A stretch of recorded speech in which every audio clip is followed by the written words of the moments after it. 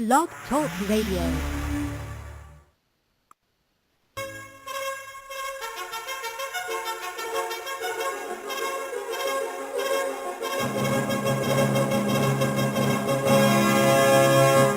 Basically.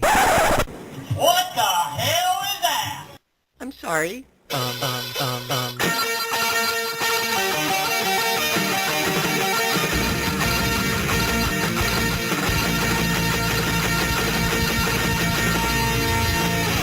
Well.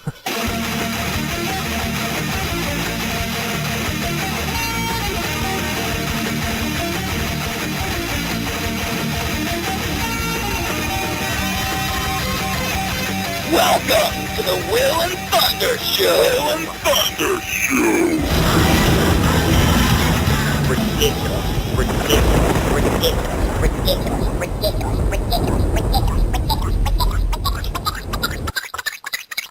Welcome to the Will and Thunder Show.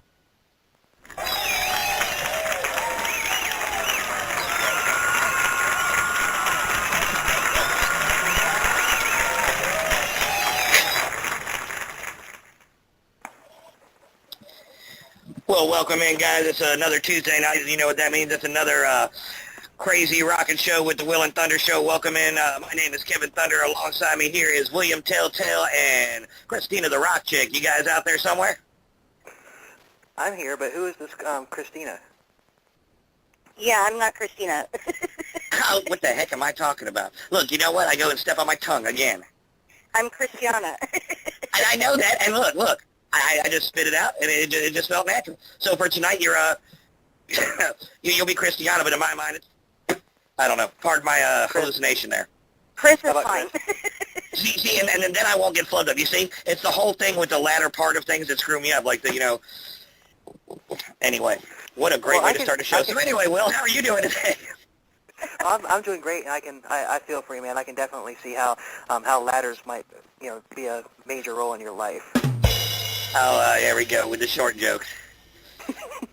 And I'm not short. I'm afraid of heights. All right.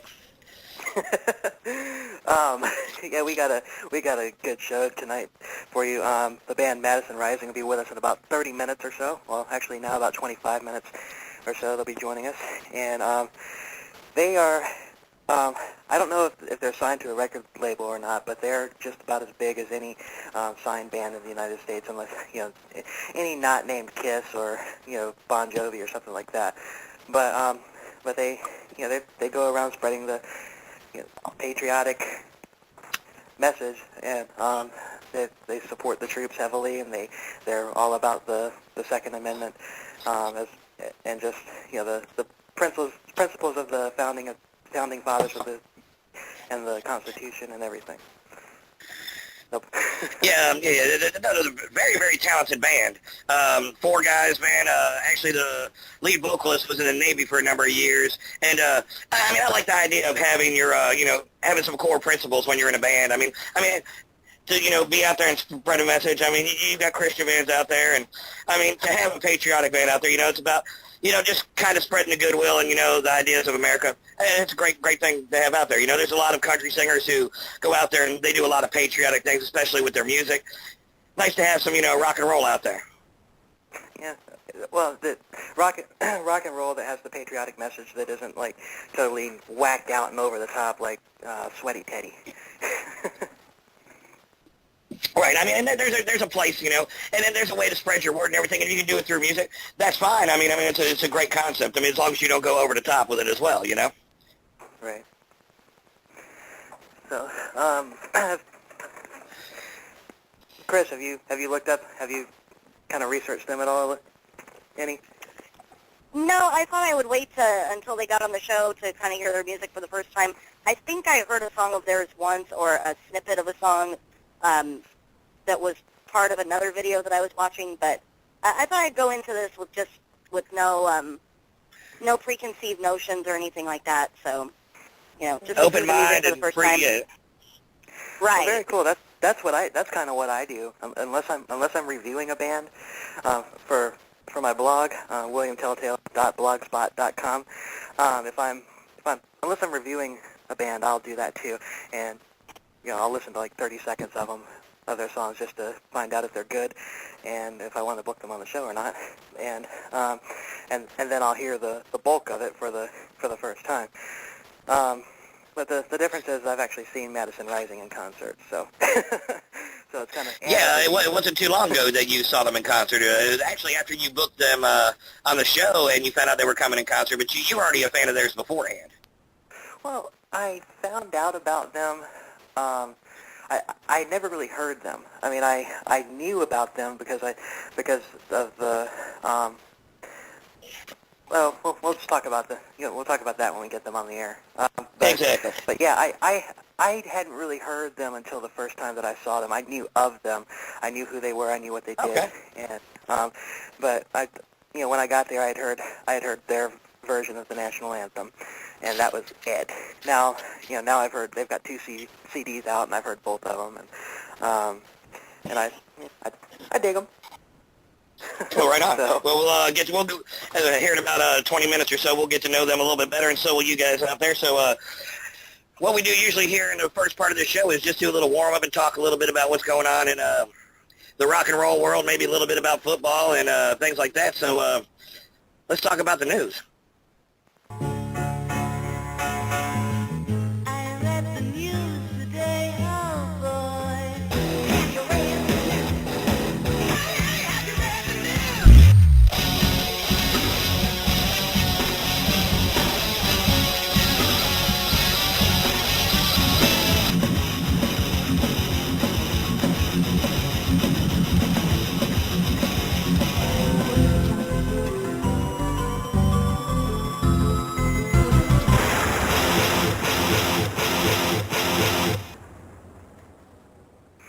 Hi, welcome to the This Week in Rock News.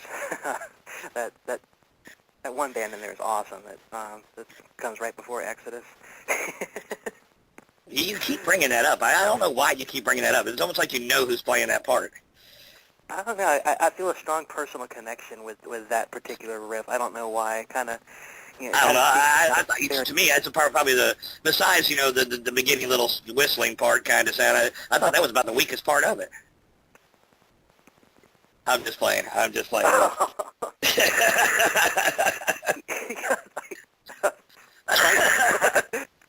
Damn. So anyway, today in the news, man. Hold on. I gotta let Chris know. Chris, that little bit right before the Toxic Waltz by Exodus, that's one of my songs. Oh, very cool. Yeah. So that's his little piece that he had to throw in there for personal gratification. There's nothing wrong with shameless self-promotion. No, there's not. And so every time that, it'll come up, about William Telltale at Blog Talk, you'll hear the cha-ching. There you go, little self-promotion. There's nothing wrong with that. Absolutely. Hey, we could do it All right, with well, you, Chris. What's your blog? Oh, I have a blog, but I don't really do much with it. Most of my writing's over at soniccathedral.com. That's right. Here we go. Now, you know what I'm going to have to do? As soon as the show's over tonight, I have to get a blog now because I need the cha-chings as well. But anyway, so what do you got in the news today, brother? Oh, busy week. Actually, this is kind of an older story. It was from the end of August 20th. I remember a while back, Otis Arungus, a.k.a. Dave Brocky from GWAR, died. Now, GWAR is about to embark on a tour, on a U.S. tour. So how does that work? Well, yeah. Ballsack, The Jaws of Death, on the GWAR Eternal Tour 2014, says to expect dark clouds of war and ill omen have gathered around GWAR. In our hours of greatest peril, Otis has left us, and our enemies stand poised, ready to strike as they sense weakness.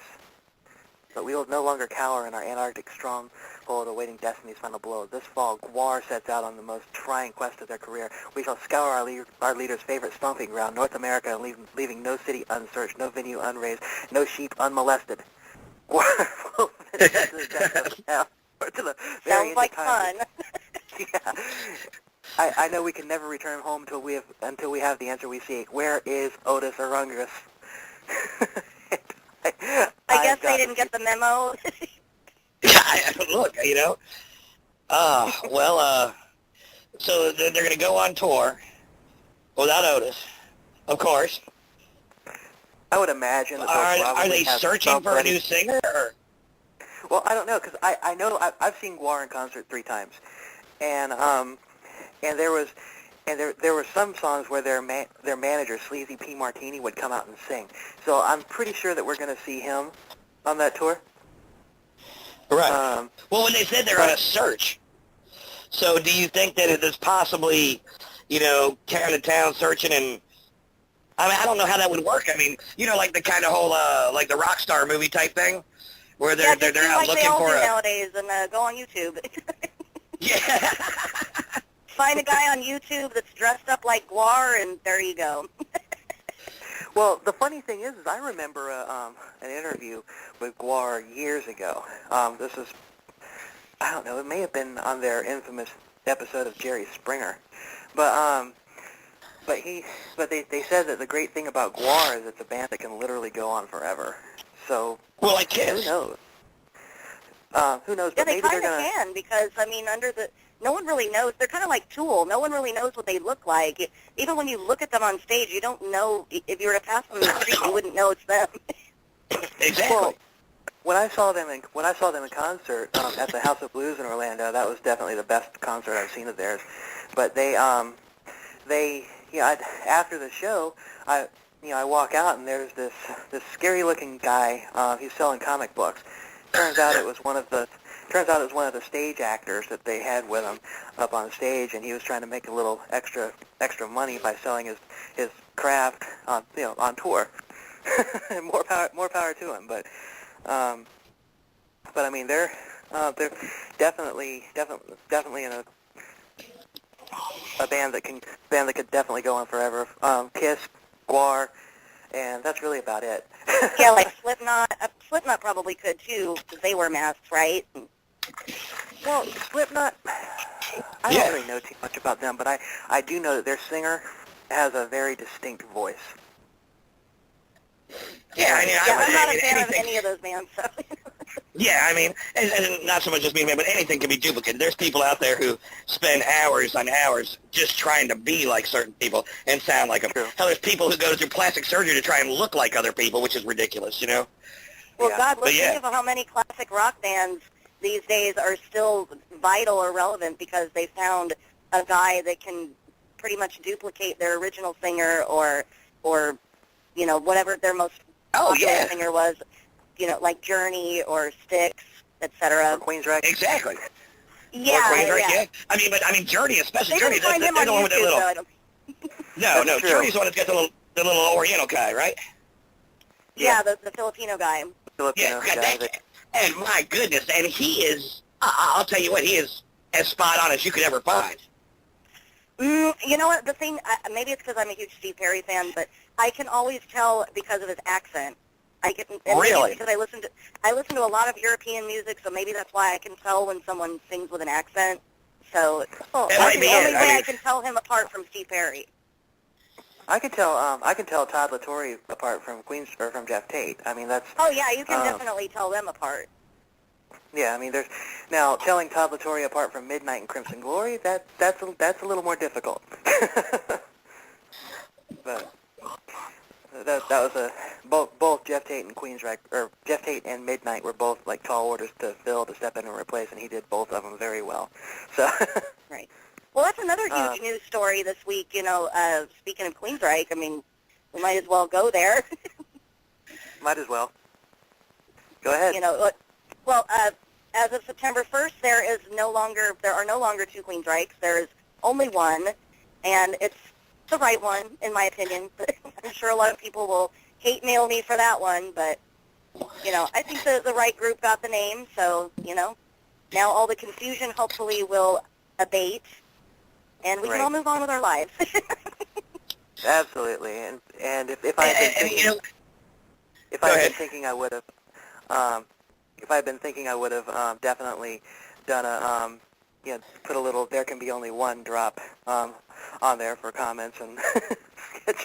Well, that's a really, I mean, and for Queensryche, it was a big issue, who was going to get the name, who's going to, but, that's a really big issue for a lot of bands, especially the older, like we were just talking about, a lot of the older, like, classic rock bands that are out there. There are so many different variations of certain bands that are out there, because if they have one living member of the band, nobody else is an original member, but they can still use the songs and still use the name or portion of the name or something like that. And it kind of gets crazy right there. True. I mean, well, you go see the Beach Boys.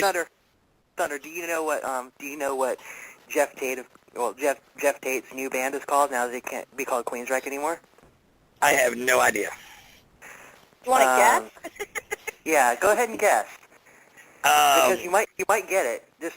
Just think beating a dead horse or running something into the ground. Think cover band is what it is. Think think the name Queen of the Reich. No, but you're on the right track. That would have been a good one. That would have been a good one. Queens of the Reich or something like that. Well, he can't sing Queen of the Reich anymore. So, no, it was his new band is Operation Mindcrime. Oh, really? Which is hilarious because back when this name issue first started, a friend of mine on one of the various music sites that I visit actually said something to that extent. Why doesn't he just form his own band and call it Mindcrime or Empire? And right. Sure enough, who would have known that offhand comment would become reality, pretty much. Well, the thing about awesome. it is Operation Mindcrime. I mean, I don't know. Jeff Tate's Empire, I think, would have been a better one. Or even just Tate's Empire. Yeah. And then we can all joke around because he's such a douche and call it Tate's Empire. I think what it is, he's trying to ride that Mindcrime horse until it's in the ground. Yeah, exactly. The settlement pretty much says that that's his quote-unquote intellectual property. By God, he's going to milk it until the teats fall off. Pretty much. And there's got to be a time where you have to, look, man, if you want to be in the music industry, be in the music industry. But move on, man. Move on. Everybody loves Operation Mindcrime. Everybody loves, Empire. Queensryche was, a force back then. Silent Lucidity was played on every radio station in the country for, 2 years straight. You had your right. Move on. Do something else. Come on now. Well, I don't want to hear it every once in a while, but, man, come on now. He's getting to the point at right now to where I think if I never heard Mindcrime again, I'd be all right. And that's sad for me because I really love that album, and it's part of what made them great, but he's just pimped it so hard that it's just, give the poor whore a rest already. Exactly. He's beating it more than Ike's beat Tina. Damn it, man. Man, have mercy. Thank you. I'm here all week. The thing about it is, the one thing that's going to make it kind of new, I guess, is the fact that he's going to be, playing all of Operation Mindcrime 2, which that didn't get done very much of, primarily because of the fact that it sucked. But didn't they do it in its entirety when they made that DVD, Mindcrime at the Moor? They did, but I mean, they never really toured with it. They never really toured with Operation Mindcrime and Operation Mindcrime 2. Now, but what he's going to do next is start a, what was it, a 3-part concept album? Yeah, with his even band that's of not Scrub. new. I mean, Jeff Tate, Timo Tolkki's already doing that. He'll be on part 3 by next year. So you're not even that is original and new. Someone else is already doing it. Hey, I mean, No, maybe I it's don't like time it's just time for him to go away, man. No, actually, you know what? And I'm probably going to lose cool points from a lot of people listening when I say this, but he did this vaudeville thing where it was like Jeff Tate in vaudeville, where he was doing like a history of rock. He started in the 60s and everything. He had like dancers and stuff like that. It was basically a revisit of the cabaret show, except it wasn't Queensryche material. It was just rock covers. I kind of dig that. I would actually... I think if he did more stuff like that, I would be more inclined to have an interest in it. Exactly.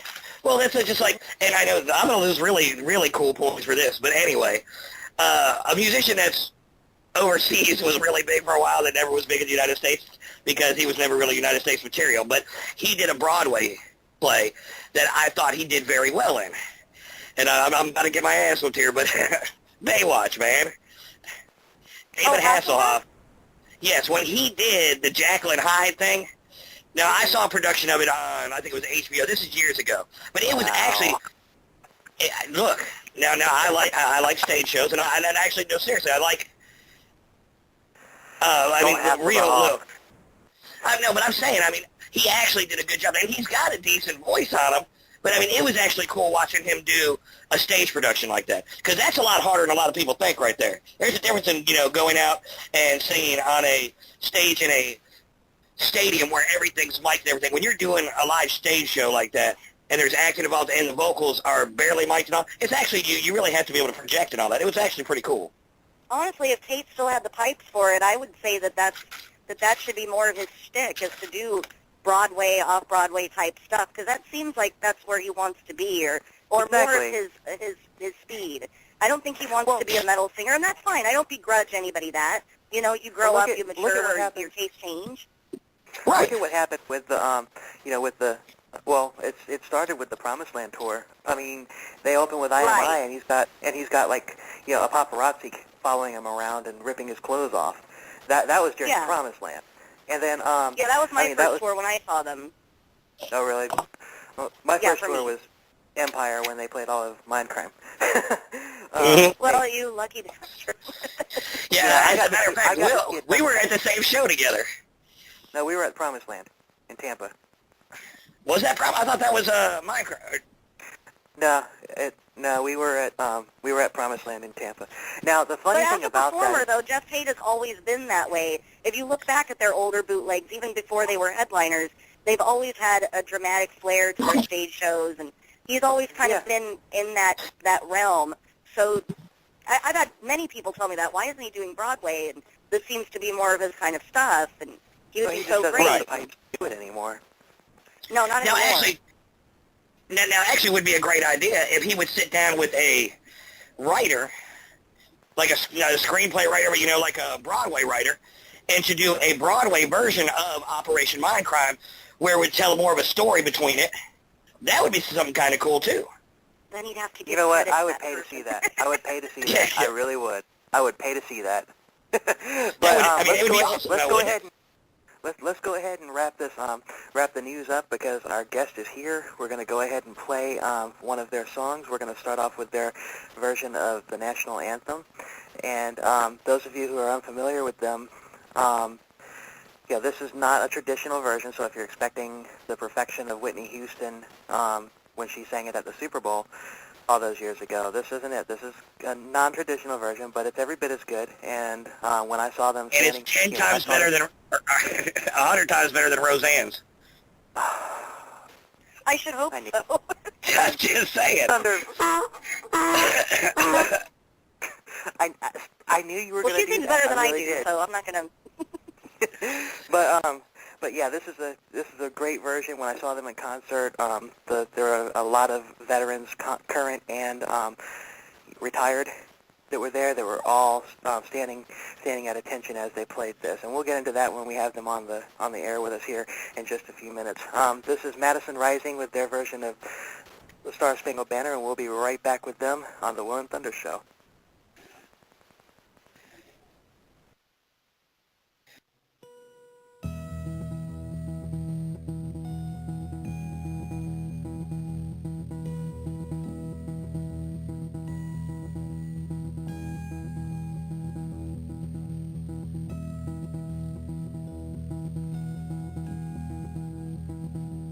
Oh, say, can you see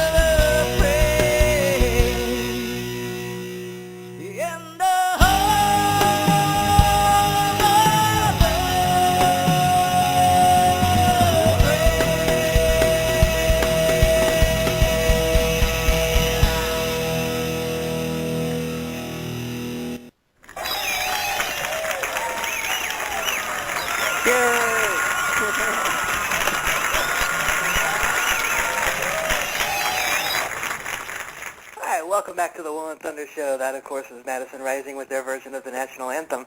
And we'd like to welcome them to the show. Who we got? Who we got on the line with us? We got some people. Hey, what's up? Welcome on, welcome on in, guys. Now we let's have all here? talk at the same time. That's right. Hey, what's up? No, it's Dave Bray, just giving you a call. And, you know, we built the standing ovation into the tail end of that song, so people really don't have a choice. It's pretty genius. It absolutely just, and along with our studio audience, it's the same thing. You know, we bring them along everywhere we go. So Right on, man. Well, cool. How are you guys making out tonight? we're doing very well. How are you making it? Good, brother. Thanks for having us on. Appreciate you sticking your neck out and supporting Madison Rising. It's very rare that you catch anybody doing that anymore because you know what we stand for and being patriots anymore. It's one of those things that's kind of faux pas. We are a counterculture in our own right. Yeah, they. I was the one that that saw you guys when you had that show in Fayetteville, when it was like 150 degrees and. I remember that one. Yeah, that was great. But yeah, that's one thing that impressed me about you guys because of the fact that I've played a bunch of shows in my lifetime. I have never done one in the middle of the afternoon in July anywhere in the South and outdoors. And that's, I felt for you guys. I really did. Well, the key is hydration, my brother. Plenty of water. Yeah. So if you would kind of tell us about the we just played the national anthem. What's coming up? I mean, for our listeners who might not have heard from you, you guys are the only act to ever perform in the over at Fort McHenry in front of the original draft of the Star Spangled Banner. Am I right? Yeah, well, okay, first off, I'll give you a quick rundown. The other guy on the line is Sammy Bones Jones. Hey, Sam, how you doing, buddy, by the way? Hey, yeah, I just realized I didn't quite announce who I was. No, he doesn't. Everybody's kind of like, who's that guy all of a sudden? But no, that's Sammy. He's our drummer. He's the only other guy on stage that really sweats anywhere near as close as I do in the 145-degree temperatures that we played in this summer. But and my name's Dave, and I'm the singer. We were. A couple years back, I think it might have been 2012, that we were actually invited by the Maryland Historical Society to come down and play in front of the actual document. And then we also went down to we raised the actual Star Spangled Banner, not the original flag, but a replica that they put up and down at Fort McHenry. We actually had the opportunity as a band to raise that obviously a monumental flag. But as we come into the 200th anniversary of that song, I think that's kind of the most important thing that we need to kind of remember this day and age is, that patriotic message and that sort of feeling of victory and defiance that song represents is what this country is all about and what it was based on. Yeah. Absolutely. I mean, well said. Cool. I mean, exactly. I mean, kind of going to stand back in awe, behind the inspiration right there. That's unbelievable. And, I mean, you guys did the Star Spangled Banner. We'll turn me on to your rendition of America the Beautiful also. Both non-traditional to an extent. Very, very cool the way you guys came around. What was your inspiration in when you did your rendition, your writing of the Star Spangled Banner?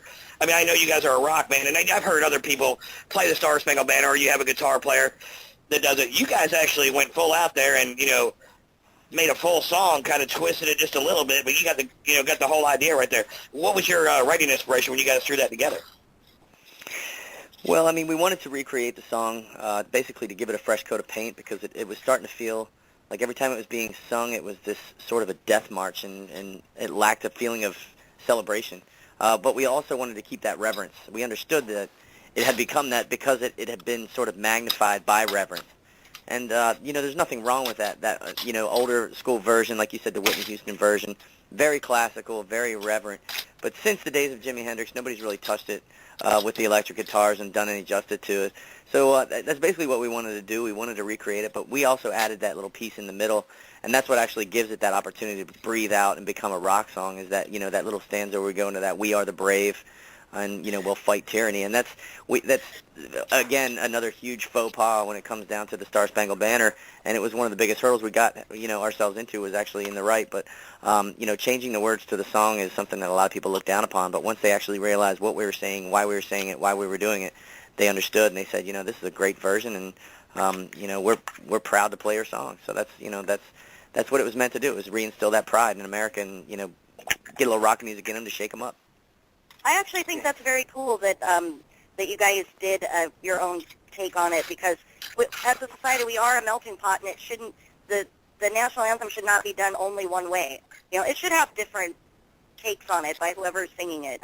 I think that's a cool idea, because it does represent that we are a country built of different kinds of people and different cultures and different tastes in music, and it shouldn't be just one way, because after a while people do get burnt out on hearing it the exact same way all the time. And it's interesting to note the melody's based on a drinking song, actually. So, it's... Good songs are, right? Yeah, and a lot of people, I think, forget that. So when you bring that up and you say, well, they kind of just threw the melody to a drinking tune, it's like, all right, well, as long as you treat the words with respect, I think they're good, Right. And that's what it is. By the way, as long as you treat it with respect. Hold on a second. We haven't done our introductions. I mean, I'm Will, you're Thunder, but everybody knows that. But we have a new member, guys. This is Miss Christiana Sky. She writes for the Sonic Cathedral website about female lead vocal or female musicians in heavy metal, and she's joined our cast, and we're proud to have her. So we just wanted to give you a formal introduction to her. Say hi. Welcome. So I want to hear her take on what she thinks about Emily Armstrong. That's really all I care about. I don't know who that is. I'm sorry. She's man, you gotta look her up. You are going to find out. You're going to find out. If you don't know Emily I don't Armstrong. have those kind of interests, if you know what I mean. No, she's. But I'm more curious to know that two guys in a band named Sammy and Dave can actually get along. I'm fascinated by this. Oh man. Here we go. You know what? That's yeah, you never heard that one before, right? That's a No, that was the first time. Well, and before we go any further, real quick, Dave, you spent a couple years in the Navy there, didn't you? Yeah, I was a Navy guy. My dad and also my brother, all enlisted Navy men. We all served. Thank you. You're welcome. I also That's exactly what I was going to say, is thank you for your service. Yeah, no doubt. And I appreciate that support. And right now, I think our servicemen and women are really you know, I didn't want to get into this. I didn't want to get into the politics of this, but you know, the men and women of Vietnam sort of had to come home to a disgruntled society of people that were a little less than happy to see them come home because of the news that they had been, you know, delivered back home. And when they got home, a lot of people never even welcomed them home. What's even worse, and I don't even want to bring this up, man, but the men and women that have served overseas in Iraq and Afghanistan, you know, as they watch all the towns that they had cleared and basically liberated be overtaken, it's you know, as they have to sit back at home and remember their fallen brothers and sisters that they lost during those, you know, those precious wars in Fallujah and different places in Iraq and in Afghanistan. You know, they're met with their own sort of different you know, emotions. And I think no matter what the war, no matter what the cause, as long as it's for America, I think we need to remember that. And for you guys to say thank you, you know, I greatly appreciate that. But actually go out and find somebody who, you know, who really put, you know, it all on the line and thank them. And you know, as much as any and all, you know, veterans of all foreign militaries or all wars deserve to be thanked, I really think it's this recent sort of group that really needs a little special attention right now.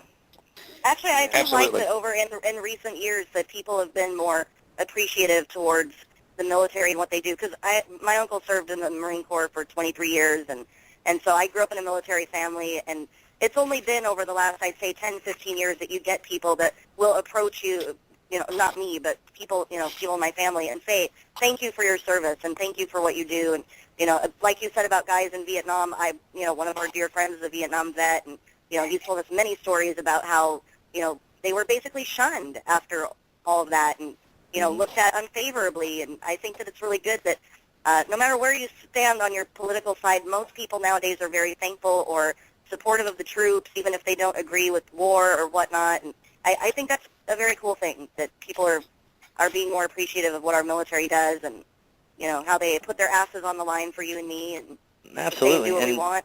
exactly, and that's another thing that Madison Rising does on, you know, very often. We travel and tour with the Concerned Veterans for America. You know, many of our songs, we have a bunch of songs about the fallen soldiers, or those who paid the ultimate sacrifice, and the soldiers of America today. It's part of, in my opinion, the patriotic movement that we are sort of starting to create within music. Something that's sort of been around in country for a while, but nobody's really grabbed it by the what do they call it, the proverbial Horns. Yeah, and nobody's taken it by the horns and really rocked it out and really showed it the way needs to be done. I mean, you're actually starting to see some of the other major bands that are around right now start to talk about it and open up to some of these subjects and things that you know, Madison Rising's been doing since we started. So it's kind of cool to see it moving in the right direction and for that sort of you know, those thanks to be given. Hey, and as Christiana was saying, and I agree with her 100%.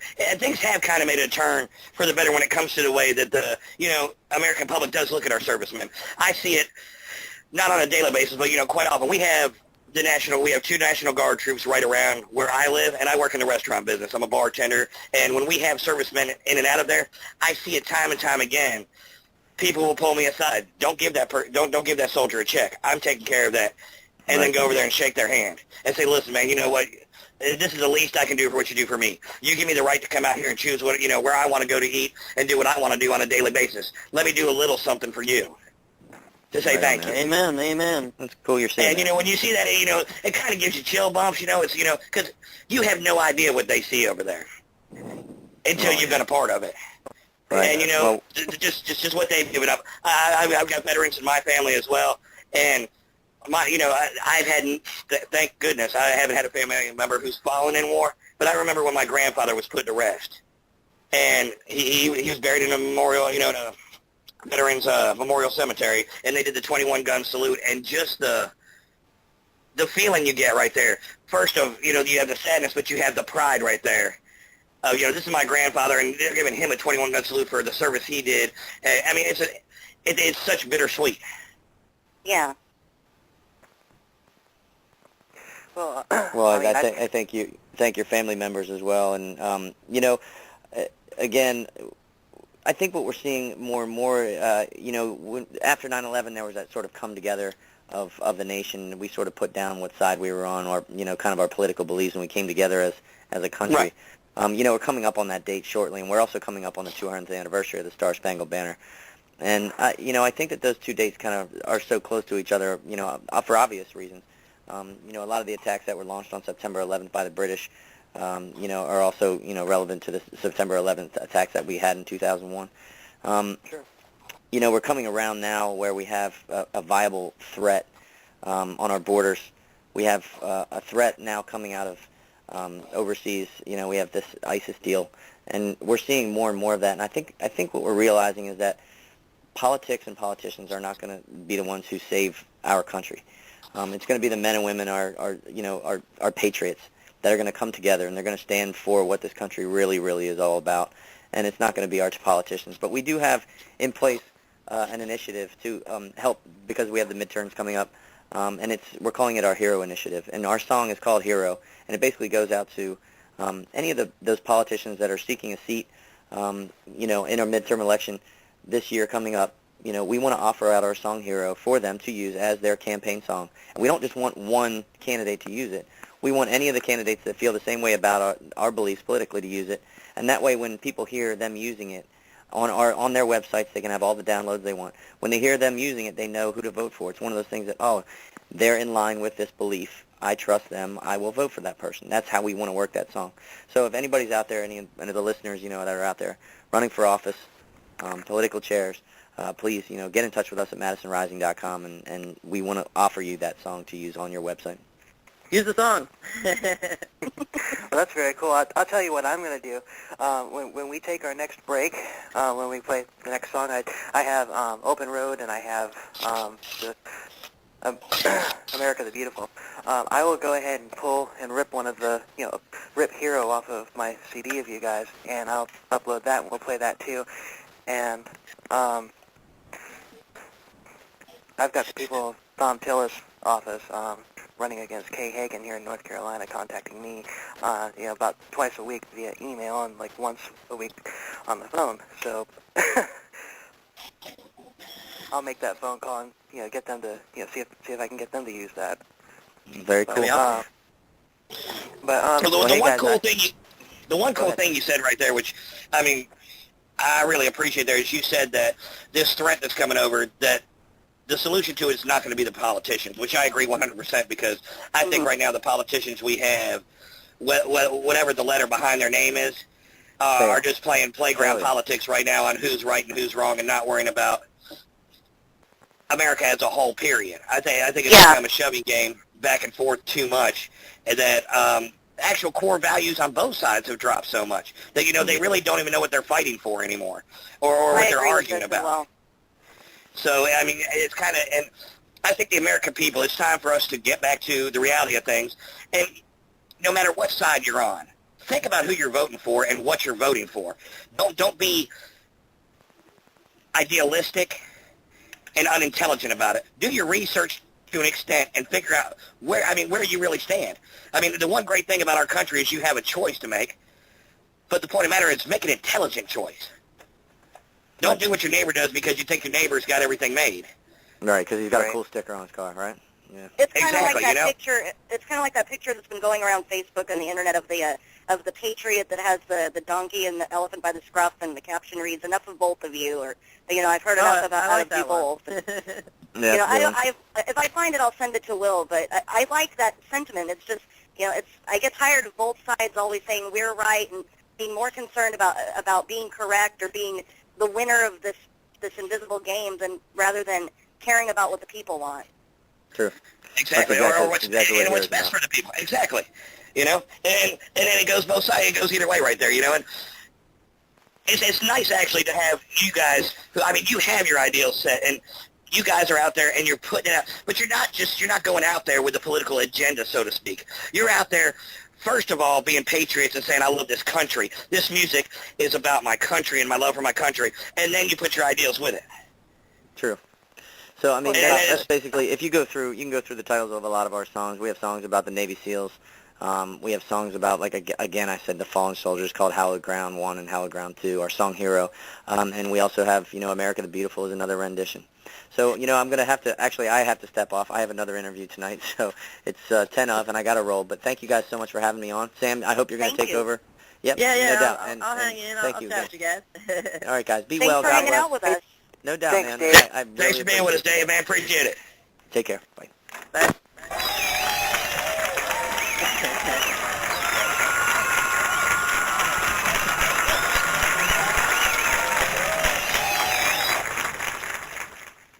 All right, All those we still people. got. Yeah, our studio audience loves you guys. That's awesome. I wish I was there in studio so I could enjoy it. See everybody.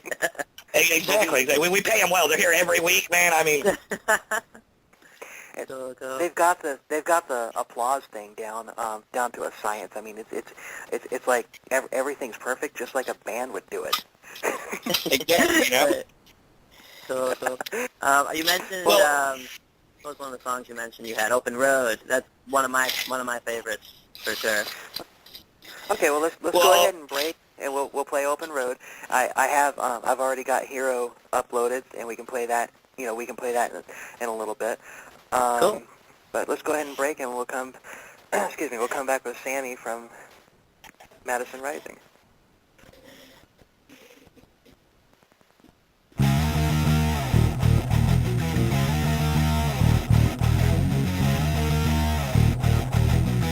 Two wheels in the open road. Got the tire wide open. Feel my pain. Got a hundred horses between my legs. No destination, no end in sight. Just me in the open road, riding into the moonlight. On my two wheels, all that I see is white lines and gasoline. Life is a fast lane, easy to maintain. Just twist the throttle on back and feel no pain. From the open highway, backwoods of the country. Well, it's free or die, it's the only way. On my two wheels, all that I see is white lines and gasoline.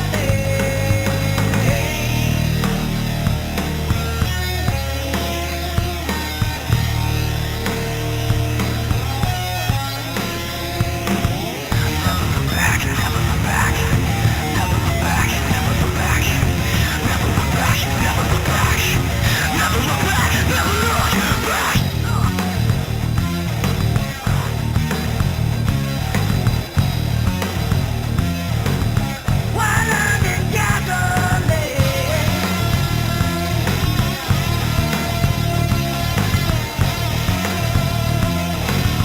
White lines and gasoline.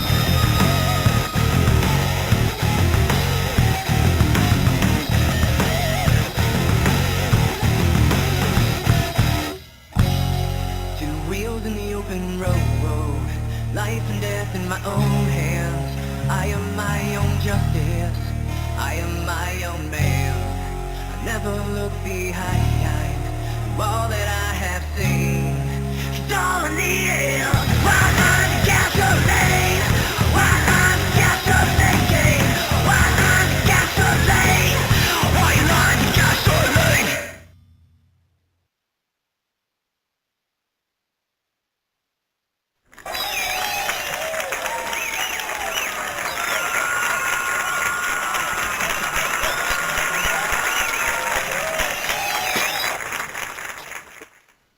Right, welcome back to the Will and Thunder show. We've got Sammy, the drummer of Madison Rising, with us. That song was Open Road, and one thing that I remember from the show that I saw from Madison Rising back in July was Dave said right before you guys played that song in particular that he used to have a Harley, but he had to sell it to help release the album. Yeah, Dave used to own one. Anytime we're on the road, you know, he likes to try to find an opportunity to ride, and it's great. You know, I really need to learn how to ride a motorcycle. I need to get a license and everything. I just can't tell my mom about it. You see, look, at least it's easier for you. You can't tell your mom about it. I can't tell my wife about it.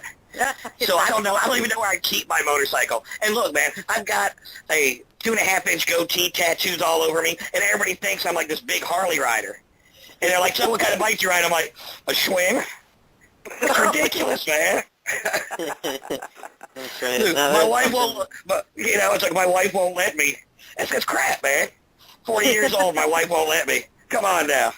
But anyway, and now another thing about Sammy here, which I noticed on the bio, and I don't know if it's still true, but from the bio said, you're an available man. Yeah, we threw that on there. I've been single for pretty much my entire life, so just I guess being on the road now, especially, it's kind of tough to settle down, really. I was right going to now, give a shout out to the ladies, man. Let the ladies know, man. Come check Sammy out. Where I'm from, there's too many liberal-minded women here. It's not working out. So, but it's a good. On one note, depending on what kind of liberal-minded they are, is good or bad. Well, opposites attract. True, very true. But anyway, so you're the one half of the percussion. Yeah, of the rhythm section, I guess you could say. That's right, man. How's your connection with your bass player, man? Oh, it's great. Yeah, I mean, we got Tom DePietro on bass, and me and him like two peas in a pod when it comes to music. Tom's been with us for maybe coming up on half a year now, and it's just a solid connection. When I'm playing the drums, it feels as if every time I hit the bass drum, that a bass note is coming out of the drum. It's a great feeling when you can find, as a drummer, when you can find a bass player that is just grooving right with you. So, and likewise, as a bass player, You're making thunder here, cream his jeans. Look, man, I'm a bass player, bro. I'm a bass player, and it's the exact same thing, man. So when you play a drummer, that you don't even have to turn around. You know when they're going to run, throw a run at you, and you just feel it coming, bam, and you can run with them. And same thing. I mean, you're constant with the, bass drum. And I mean, I've had one drummer that I played with that me and him were, we were connected by the mind. And when you get that connection in a rhythm section, there's nothing like it, man. Nothing like it. Amazing. And it's, we've had people say to us that, like, seeing the band perform live is just a must. Like they say, like, oh, the recordings are great, but when I see you guys live, the energy, and I think it's a testament to just, how tight everybody is, on that stage. Well, Oh, I'm sorry. Go ahead. That was just a question I was going to ask. Since there's been so much emphasis on your lyrical content and the type of music you do, I'm actually curious. Who are your influences when you started doing music? What bands did you look up to, and who are your influences as a drummer, or et cetera, et cetera? For sure. Let's see. So, I mean, you've got the legends, of course. Led Zeppelin and The Who. I mean, we actually recently opened up for Aerosmith, believe it or not, and getting to see those guys rock out in their mid-60s was pretty amazing. So Aerosmith, definitely an influence. I'm also into a lot of alternative rock too. So Incubus, I really like them. Love Incubus. Yeah, that drummer is amazing. I'm really into Mastodon, which is kind of like a progressive metal band. Screaming Trees, Screaming Trees are from Seattle, Washington. Mm-hmm. They were coming up right when when Nirvana was taking off. They kind of got over. Oh yeah, they're a really good band. Oh, great band. I was actually going to say your singer reminded me a lot of like the not necessarily the Seattle bands, but something like a little bit reminiscent to me. This isn't. No. I was going to say more Puddle of Mud or Stained, and I didn't mean it as an insult by any means. No, not at all. I mean, there's a reason those bands have had successful careers. You know what I mean? Some people like them, some people don't. But yeah, no, Stained has a few tunes that I like. Chevelle has a couple of tunes I like. Yeah, kind of in that hard rock realm. Nine Inch Nails, all that. I know Dave really loves Rob Zombie. So there's a whole bunch of influences. I'm into funk music as well. So Sly and the Family Stone, going way back, Going way back, if you want to hear a bass player that's ridiculous good, I have to bring it up. He brought up the funk, man, and he is the funk master. Go ahead. I had to. Look, he is a god on the bass guitar. Who is it? And Louis Johnson. Louis Johnson? All right, I'm going to check him out. The best slap bass player you will ever see in your life. Yeah, oh yeah, slap bass is great. I mean, and I think that's what's really interesting about, even Madison Rising. Like, we just recorded 2 new songs in the studio. I'm not going to say what they are because I want to keep the suspense, but we just came out of the studio last week, and the songwriting process, you start to see the different influences coming forth from each band member. Everything from chord progressions, down to rhythmic choices, and it's a growing process. So I think, pretty soon you'll be hearing a song, and like the Star Spangled Banner, you'll be like, that's Madison Rising, That's the one thing that I really enjoyed about being in a band. I mean, you can sit around your house and you can play your drums as long as you want to, and listen to other bands play, and you can only go so far. It's as soon as you get into a room with a couple other guys, when you start bouncing ideas off each other, and it's, as you said, the different influences, the different, ideals and different styles, where you really, really progress as a musician. Yeah, because exactly. I mean, it's just like anything else. If you go to school and you do a book report, everybody reads the same book, but every book report's going to be different. Everybody has a different view on everything. And when you put a group together and do a book report, it comes out totally different again. So it's so awesome when you get the musicians together, and you sit there and you've been playing this, so you've got a lick you've been playing for a while. And then the bass player comes and goes, well, all right, well, what if you double tap on a hi-hat here and throw me a run right here? It just evolves into something bigger and better.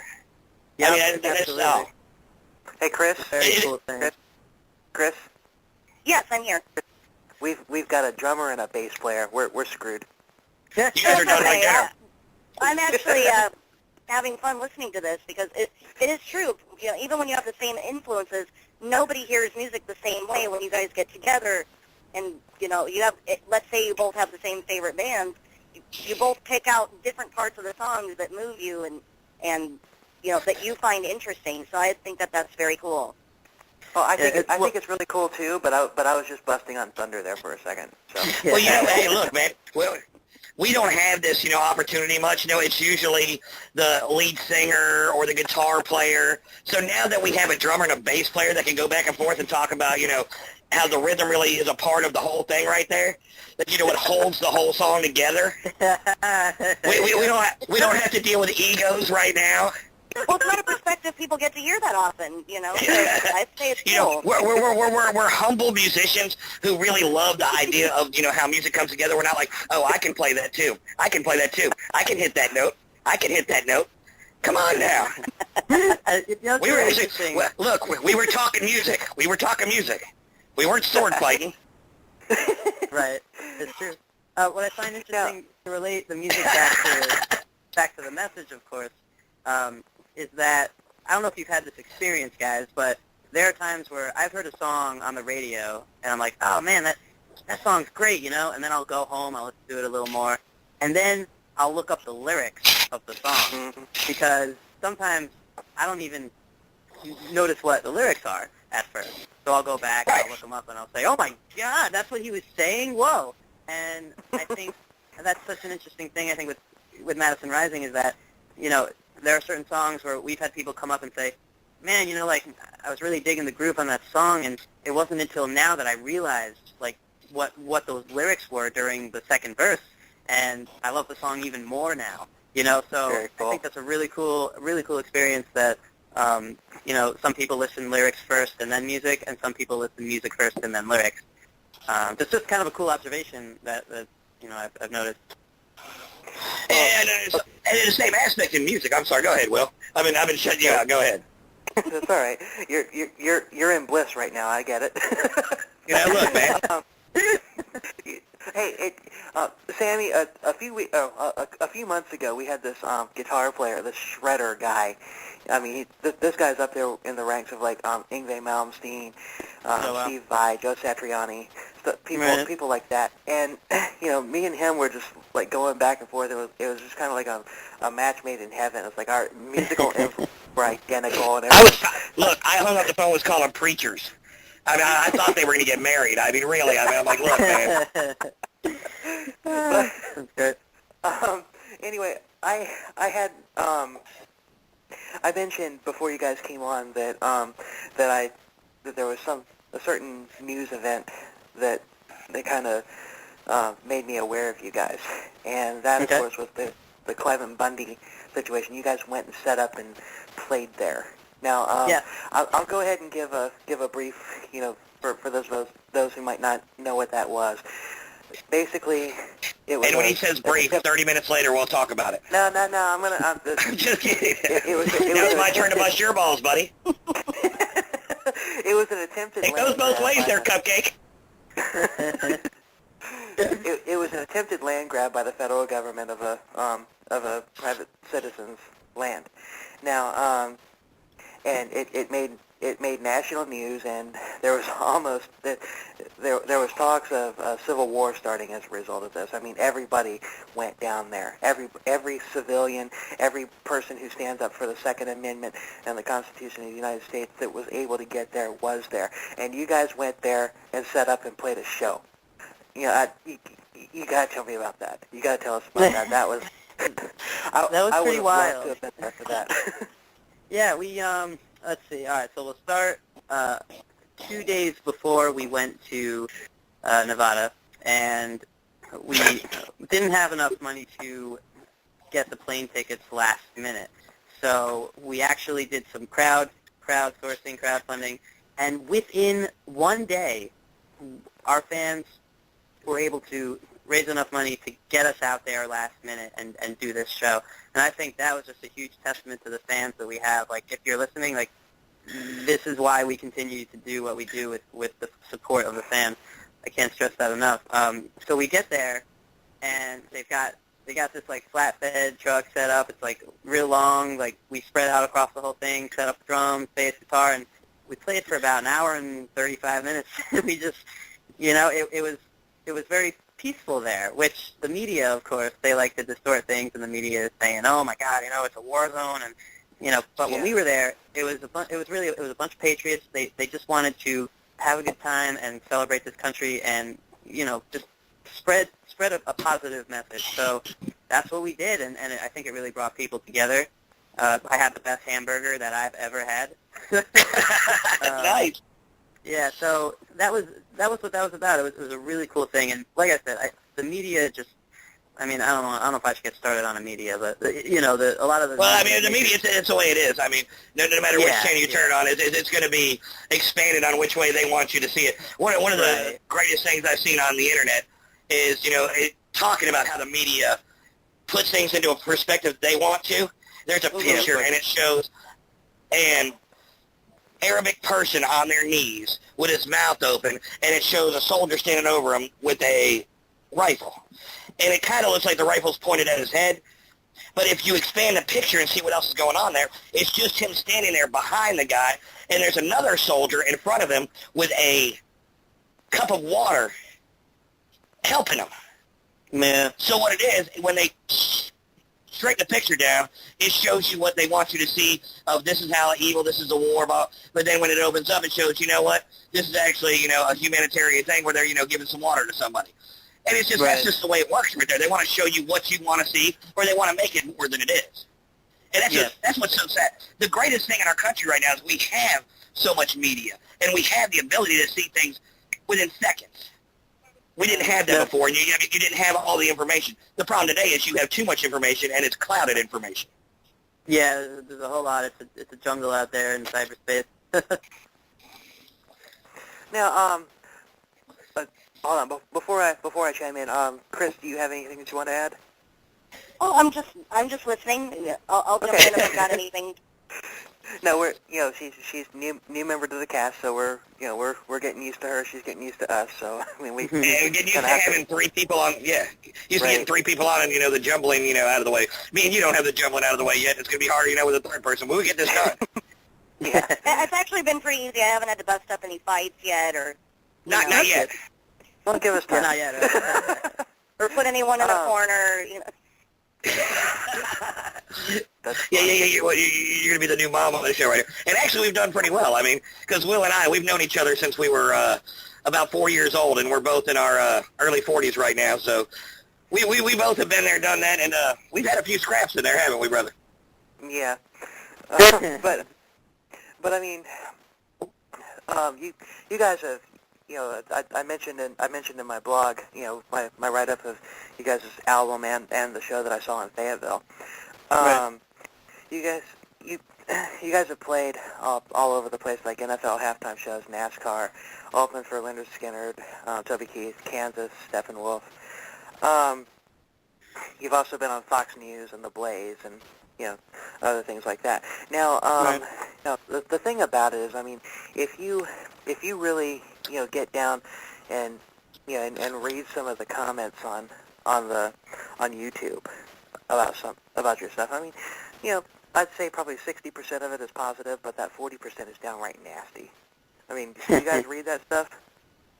Well, I don't know if it's 60-40, but I've read through some of it. You know, I think I'm at the point in my life I take everything with a grain of salt, and you Right. got to realize that you're not going to please everybody.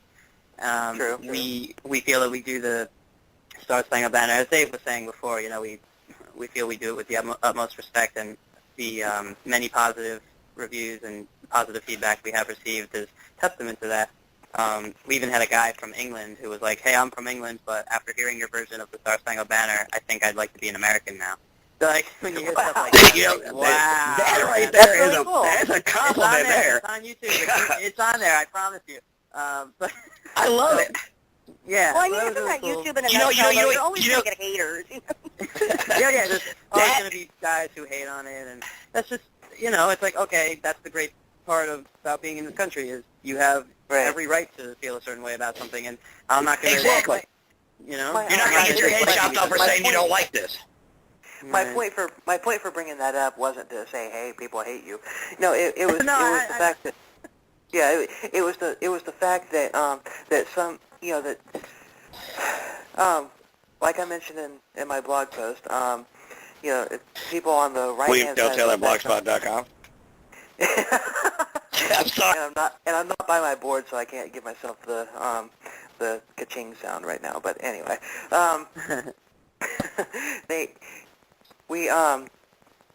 and now you derailed me. Damn it. I'm sorry. No, but basically, you have people, you know, on the right hand side, the conservatives and everything. They try to do, you know, entertainment and stuff like that. But I mean, the like for example, the movie that I brought up in my review was the American Carol version, you know, movie, Okay. which was a conservative twist on, you know, Christmas Carol. And that came out, I guess, probably back in 2000, several years ago. And it just wasn't good. The movie was horrible. And I mean, it had its moments. It had its moments. It had about 5 or 6, like, you know, zingers in it and everything. But for the most part, the movie wasn't good. So, you know, and the problem therein is that, you know, they're trying to, like, inject the message into it and everything to identify it as a conservative, you know, Right. type movie.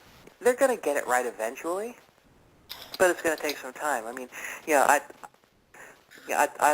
like, for example, I'm a big Stephen King fan. He's one of the biggest liberals out there. Same thing with the band Queensryche. I mean, God, I mean, they're a very political band in some of their songs and everything, and they're as just about as left wing as it comes. And you know, I love their music, but Right, yeah, Well, on a lighter note, can I say something before we get way past this point? The one point I wanted to bring up with this guy from England who said, you know what? After hearing your version of Star Spangled Banner, I want to become an American now. That Did you right say there, Star Spangled Banger? speaking of movies, that is as impressive as the, you know, speech after Rocky beats the Russian in Rocky 4. Oh, don't get me Wow. started on the Rocky movies. Oh my God. Look, man, I love Rocky. I love So does she. Rocky. So right there with him going, after hearing that song, I want to be an American, is just like Rocky saying, if we can get along, why can't the whole world get along? That's as impressive, but real world. I'm just saying. Right. I had to put it out there because that's what hit me. As soon as you said that, I'm like, dude, that's like Rocky, dude. That's awesome. So right there, you can put that on YouTube. You don't have to tag my name or anything. Just put it up there. It's cool, man. Well, this interview will be on YouTube tonight, so it's all good. But seriously, that's what I'm saying right there. And I like it. And honestly, and talking about how the conservatives make, their entertainment versus how the liberals make their entertainment. The great thing, about this whole thing is that we have the right to be able to do that. You have the right to write your music and put your message out. Other musicians have their right to put their music out.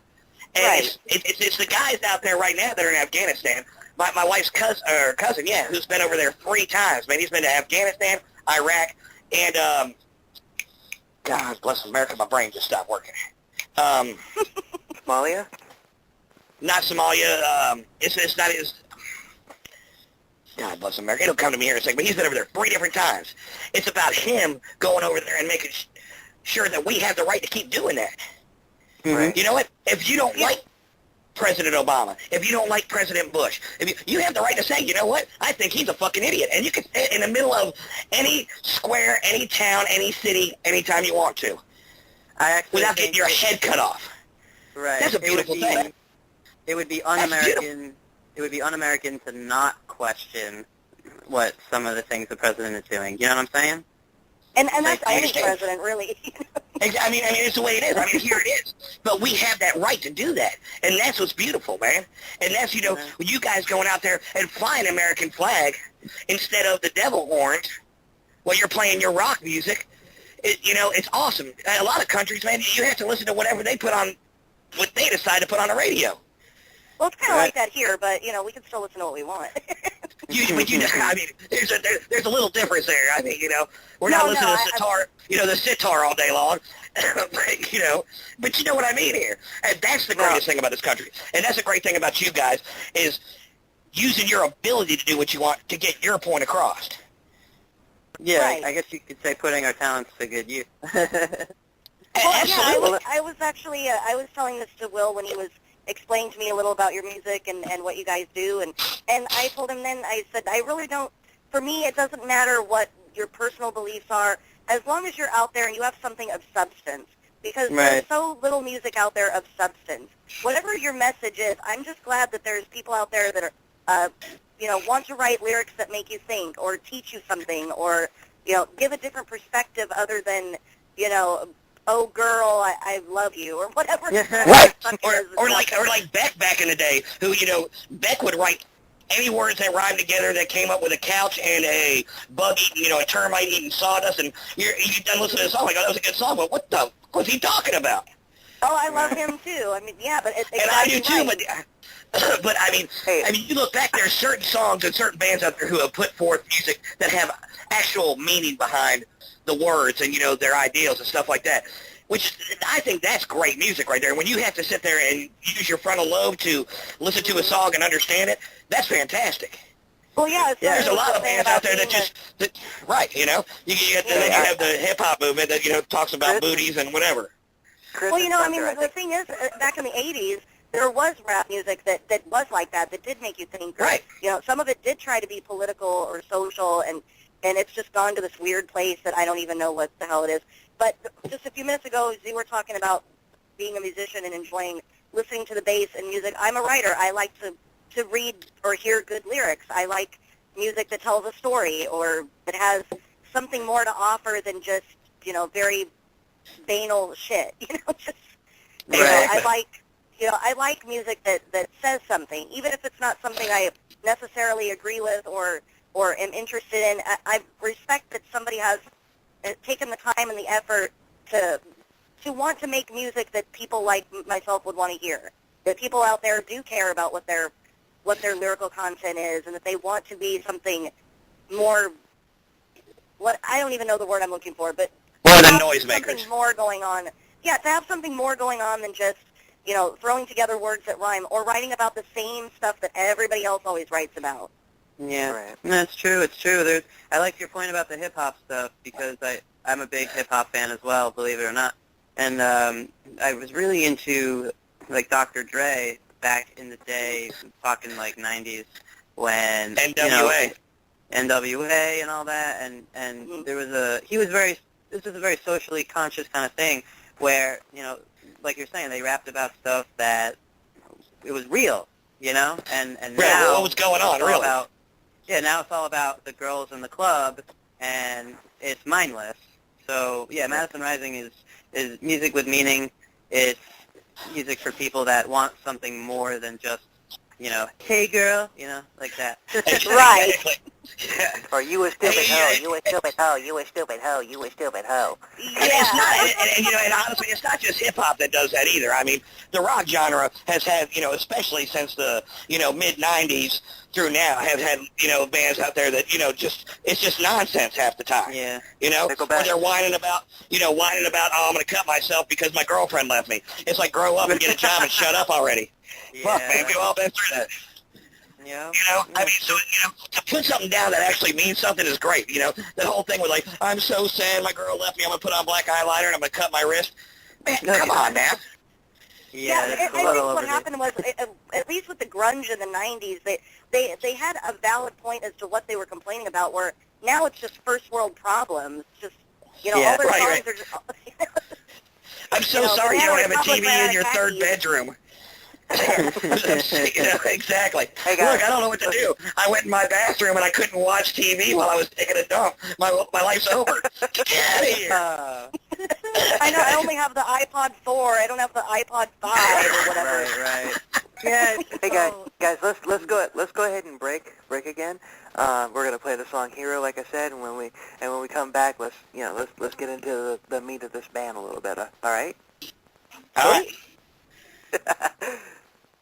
We'll be right back on the Will and Thunder show with excuse me, with Sammy, the drummer of Madison Rising. This song is "Hero," and this is the one that they encourage politicians to use in their campaigns.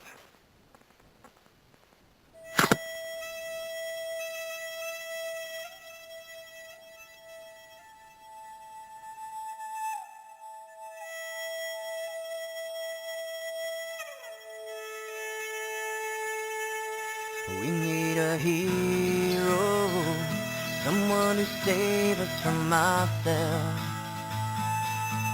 and our own self-destruction. God only knows we need him.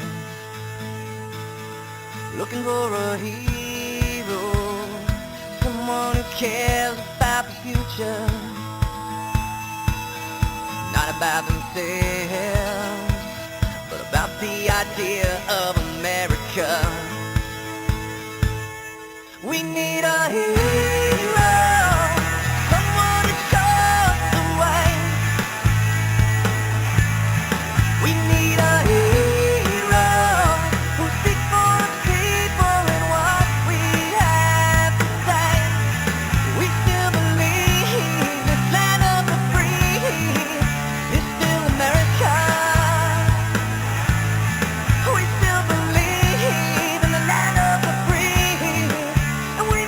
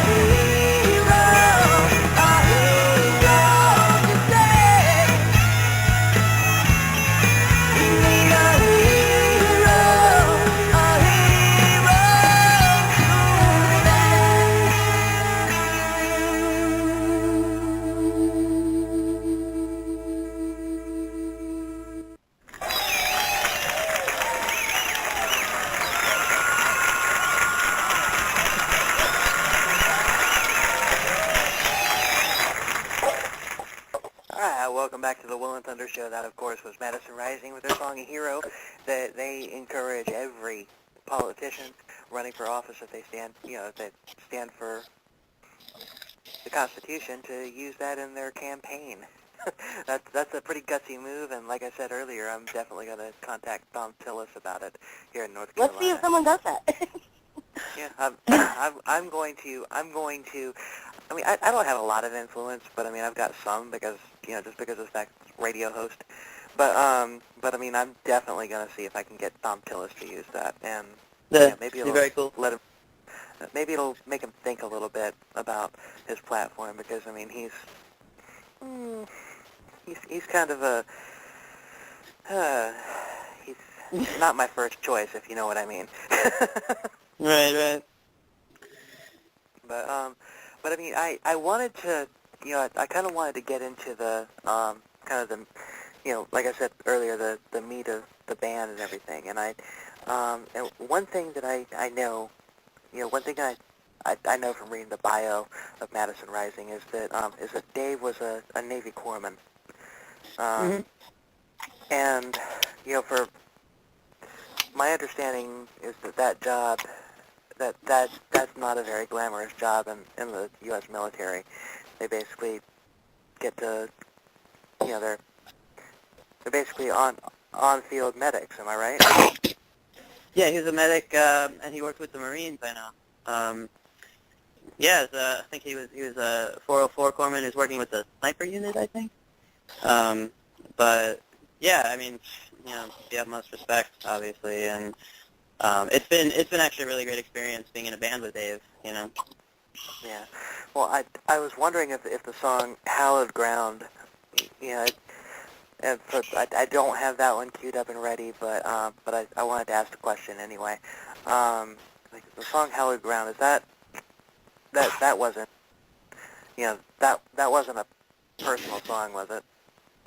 I mean, not to my knowledge, but it was just something, that we felt was very relatable, and we felt like it was an underrepresented, like, we should put that in a song, like, how many songs you hear about that are in the rock genre, Right. So, it was something that just seemed like it had to be done, it was almost like a higher calling. Well, basically, Hallowed Ground is... There's two of them, too. Are you talking about the first one or the second one? I'm talking about the first one. I'm going to get to the second Okay. one here in just a second. But basically, the first one is about, is basically the conversation between, a soldier that's mortally wounded on the field talking to the person that's trying to help him.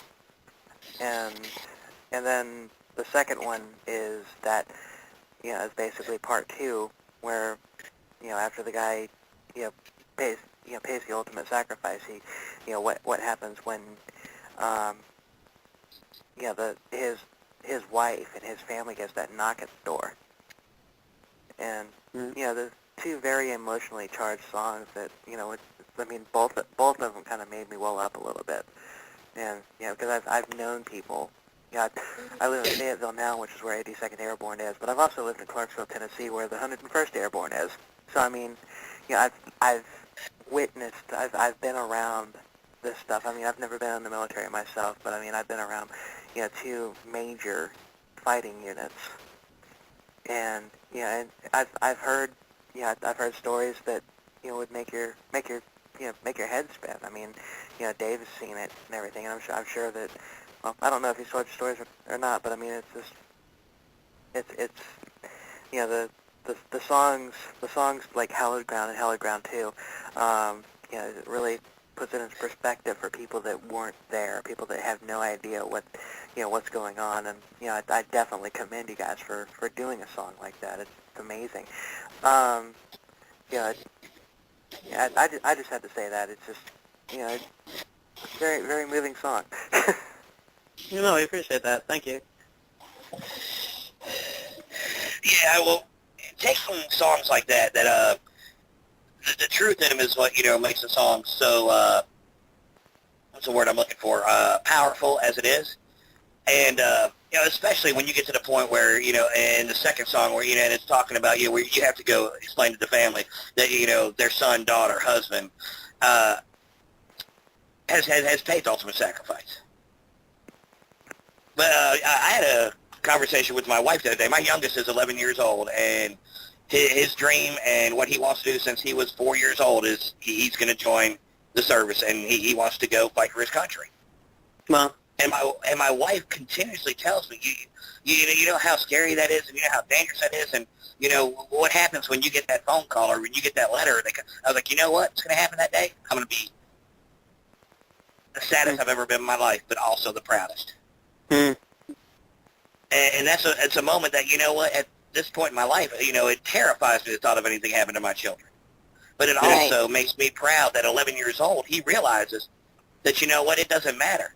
And the funny thing about it is my son, 11 years old, and my 13-year-old, we're talking one day, and the 13-year-old, he wants to be an architect. And he said, well, if he doesn't make it as an architect, he'll probably be a lawyer.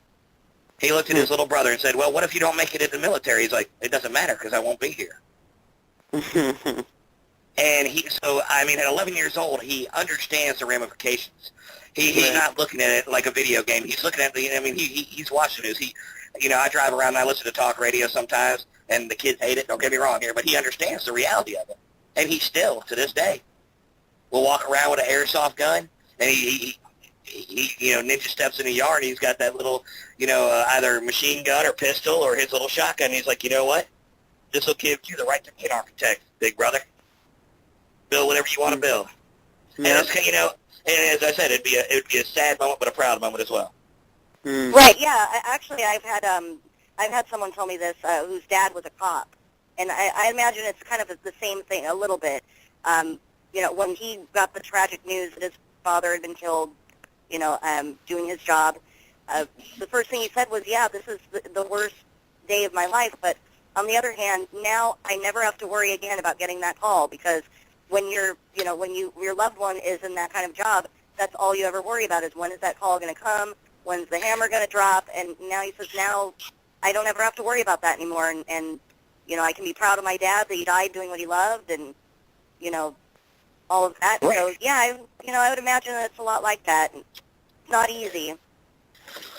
You don't know until you've experienced it, Exactly. I mean, it takes a special type of person who has that in them to do something like that. Just like a teacher, it takes a special person to be able to sit in a room with 25-year-olds. I don't have that in me. They're as much as a hero to me as anybody else, but anyway. Right. But, I mean, seriously, and for my son to say that, it was really, it was kind of cool.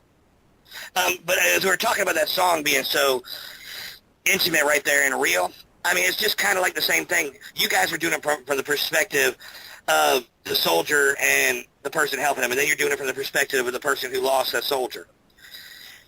Actually, another big rock band has done a war song with the perspective of the soldier with one, talking about, right at that point, after he has been decimated. Yeah. He's no arms, no legs, no sight. And to do a song like that, you're coming along those same lines, but you're making it more real on, on a different level. That one was, based off a movie, not, the actual fighting grounds and what's really, the real deal of what's going on. But, there's another powerful rock song that, will make you really think about war right there, and, the ramifications of what happens on the battlefield. What's interesting is there's an extension of Hollow Ground 2, which the following track on American Hero, which is the second album we did, is called Reflection, parenthesis PTSD, and that one that's like inside the mind of the soldier, and I don't know if you've heard that one, Reflection, and he's just kind of running through, like, 2 wives, like, 3 sons, but now they're all gone. It's like, that for me is almost like a third part of Hollow Ground. Right. And that's very emotional to, kind of, and when Dave wrote that, I was just like, oh my God, dude, like, this is crazy, like, this is amazing, but crazy, like, and we do it, and it's one of the most intense parts of the show, when we perform that. Right. Yeah, and that's another thing, too, that they face, the soldiers, is, when they come back from the war, you can't just go back. You can't go up the mountain and then climb back down like you never saw anything. Right. And I think that's why it's very difficult for, they come back from war, and a lot of people, they mean well, but a lot of people just say a lot of things and don't really stand by their actions. Like, I don't see, a lot of them go to these, you see a lot with the rock bands. They put up all this money for charity to help, but, when these guys come back home, where are they when, their house needs to be rebuilt, or they can't get medical care, or, it's an ongoing thing. It's not just when they're at war or when they're, Right. Yeah, true. when they have all their limbs. Yeah.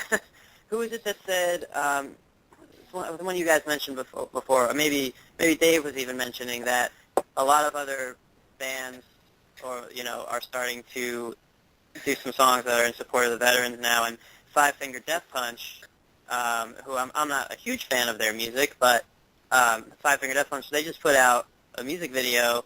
It's on YouTube, and it's dedicated to the veterans. And in the beginning of the video, there's a couple of facts that appear across the screen, and they've got the numbers of like how many vets are homeless, and it was a call to action. And we're like, cool, I don't know if they've heard of Madison Rising, but maybe they have seen something that we've done, and maybe they got inspired to stand up for what they really believe in, Or just like most of us, I'm sure they have loved ones or people they know that went to war or in the military and have seen firsthand the stuff that happens to them.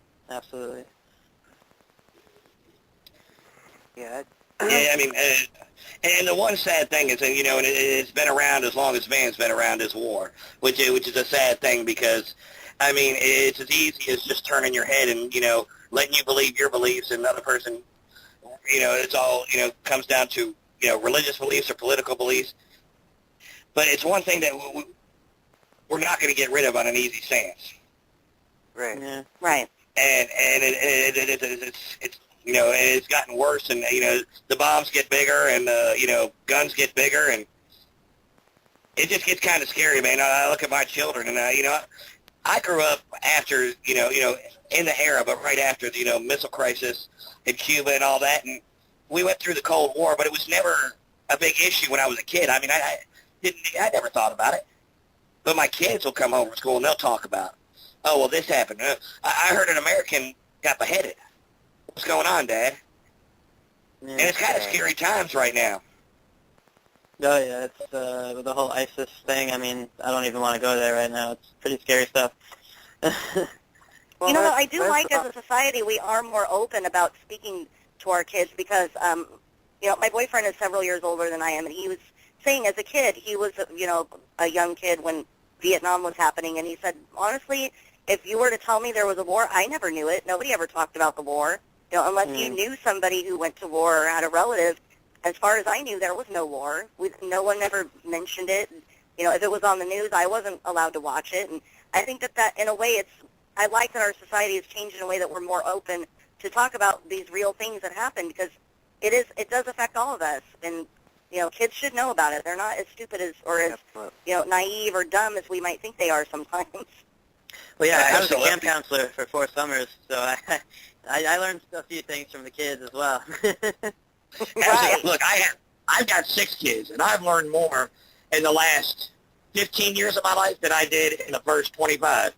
Wow. And a lot of it's from the kids, man. I'm like, really? What? Huh? And I'll tell you all what. the new knowledge.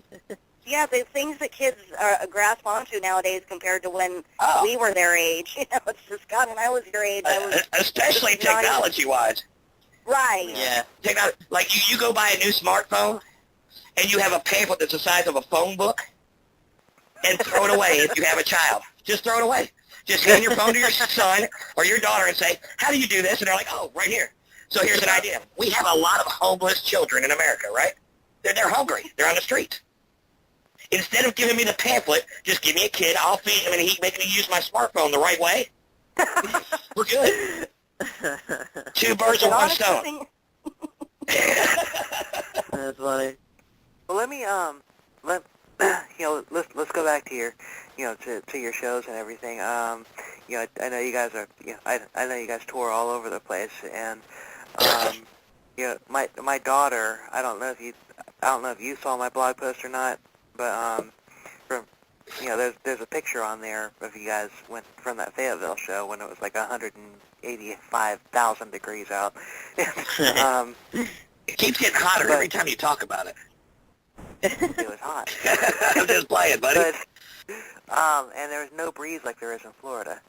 But anyway, my daughter is in that picture. I mean, first thing that Madison Rising does, well, at least I don't know what they do in every show because I've only seen one show, but they, at this show, Dave called all the kids up to the front, and they opened their set with the Star Spangled Banner, and my daughter was up there and everything, and she's like having a blast. She loves music. She's a metalhead chick, and she's like only 4 years old. In fact, in that picture, I'm looking at it right now, she is the smallest, she's the shortest kid in that entire group, but when all the other kids, left the front and everything, she's still out there dancing around by herself and everything. But that's, is that every show? I mean, if there's a bunch of kids, do you guys call the kids up? I mean, because I know you guys play some pretty huge, stadium crowd appearances. So, I mean... Yeah, if there's kids there, like, if there's some young kids, I mean, Dave usually will call them up and, he'll say, this one's for you guys. I mean, it's, I think it's a really cool thing, that he's been doing. It sets the precedent for what we're about as a band, and that we're really trying to, get through to the younger generations, because they're the ones that shape need things to for the really future. hear this message.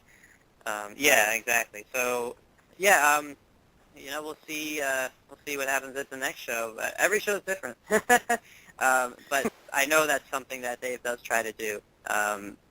He'll call the kids up. That's awesome. Yeah, and that's a really cool concept right there, especially, because you're playing a song that, majority of kids, 10 and under, will not know. I mean, they're not going to know your song Hero. They're not going to know certain songs. They know the Star Spangled Banner. Anybody who's anybody in America by 10 years old, even by 4 years old, their dad or somebody's watched a sporting event, and you've got the Star Spangled Banner, and they've told their kids, this is America's song right here. Stand up, do a salute or put your hand over your heart, take your hat off right there. And to bring the kids up there and give them the message that, you know what, America's still alive right here. We're at a rock concert, but this is America. Yep, And, to do that and bring the kids up front right there, that's really noble right there. I mean, it's cool, and to get them involved in there.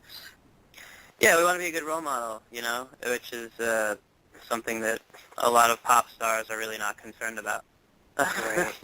No, they are, and it's a sad thing is that they are role models whether they want to be or not, and their actions definitely don't show it. Yeah, and you're right. That's what I mean, is that they are by default role models, but they don't always set the best example. Like something Will and I grew up on at, what we're talking about music right here. We had MTV when we were kids. And nowadays it's teen pregnancy TV.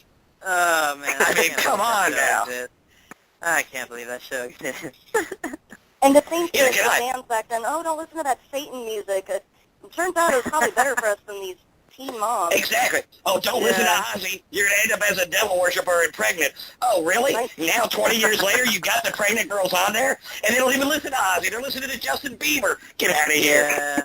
Oh, man. God. Throw the Ozzy albums. Put Black Sabbath back on there and play it backwards. You might not get pregnant. Oh, damn it. That's the whole bit right there. I'm trying to figure out if it says anything. Oh, God. That's the whole segment, man. That's great. That's good stuff. Okay, well, we're going to go ahead and kind of wrap this up here over the next few minutes. Let's, tell us where to get your music. Yeah, you can go on iTunes, Amazon. You can also go to our website, MadisonRising.com. You can go to, I think we're on Spotify also. We've got the online store through the website. That's probably the best way to get it. But yeah, it's Which all one over gives the you the internet. best? Which one gives you the most money? That's the one we want to promote. The one that gives you the most money. If you go direct to the Madison Rising website, there's an online store that's our store, the Madison Rising store. That's where you can purchase like physical copies of the CDs, and I think also some downloads too.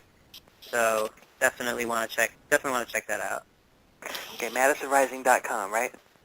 Yep, and if you'd like to join the militia, you can go to the Facebook Madison Rising militia page, and that's like that's our street team. We're starting to build a great network around the country. We have a lot of super fans out there who have just been very gracious to us and have offered up their homes to let the band even stay over for a night or two if needed. We're building a whole. It's a I don't know. It's a revolution. I mean, it's really an amazing thing what's happening and bringing the community together. That's Very cool. Well, we're gonna break real quick, and we're gonna play "America the Beautiful," and then we'll when we come back from that, we'll go ahead and wrap it up. Sound like a plan? Very Sounds like a awesome plan. talking to you guys. Let's listen to America Beautiful, then we'll say our goodbyes and all the good stuffs and the thank yous and all that. So let's go ahead and now, guys, I want you to really take a listen because this is a great rendition of America the Beautiful. It is. You've heard so many versions, especially, during the Super Bowls and through, NASCAR races and everything. But this right here is one of the best ever done right here. Absolutely. I mean, it's definitely in my top 3, and I've heard some pretty powerful versions of that. This one is in my top 3. This is America the Beautiful by Madison Rising, and we'll be right back on the Will and Thunder Show.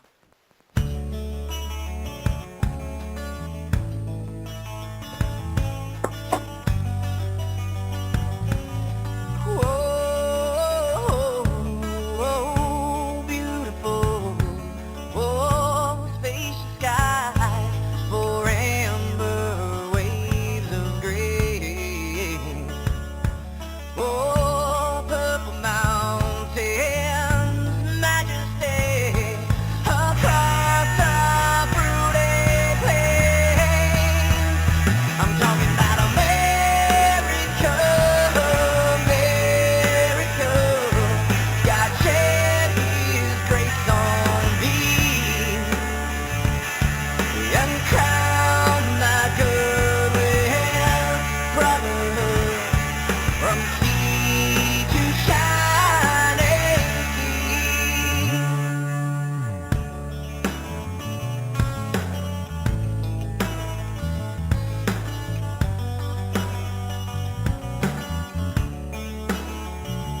Oh, beautiful, oh, heroes bruised in liberating strife.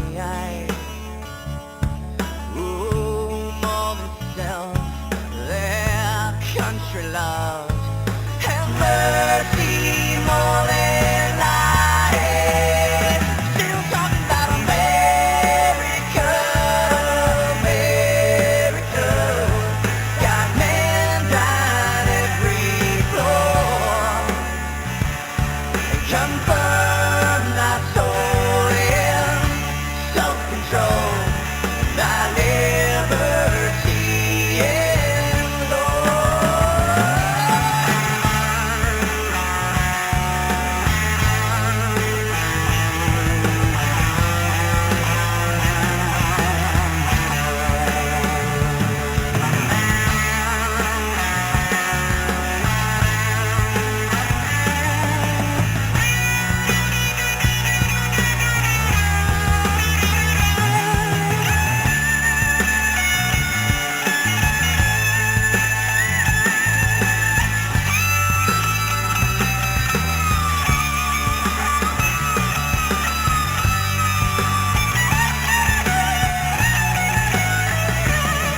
and crown thy good with brotherhood from sea to shining sea, and crown thy good with brotherhood from sea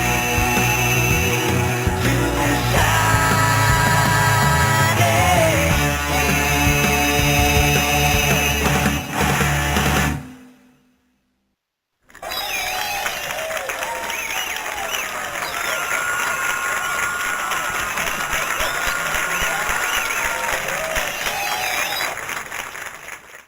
Alright, welcome back to the Will and Thunder Show. That was Madison Rising with their version of America the Beautiful. And like I said before, we took that break. That is in my top 3.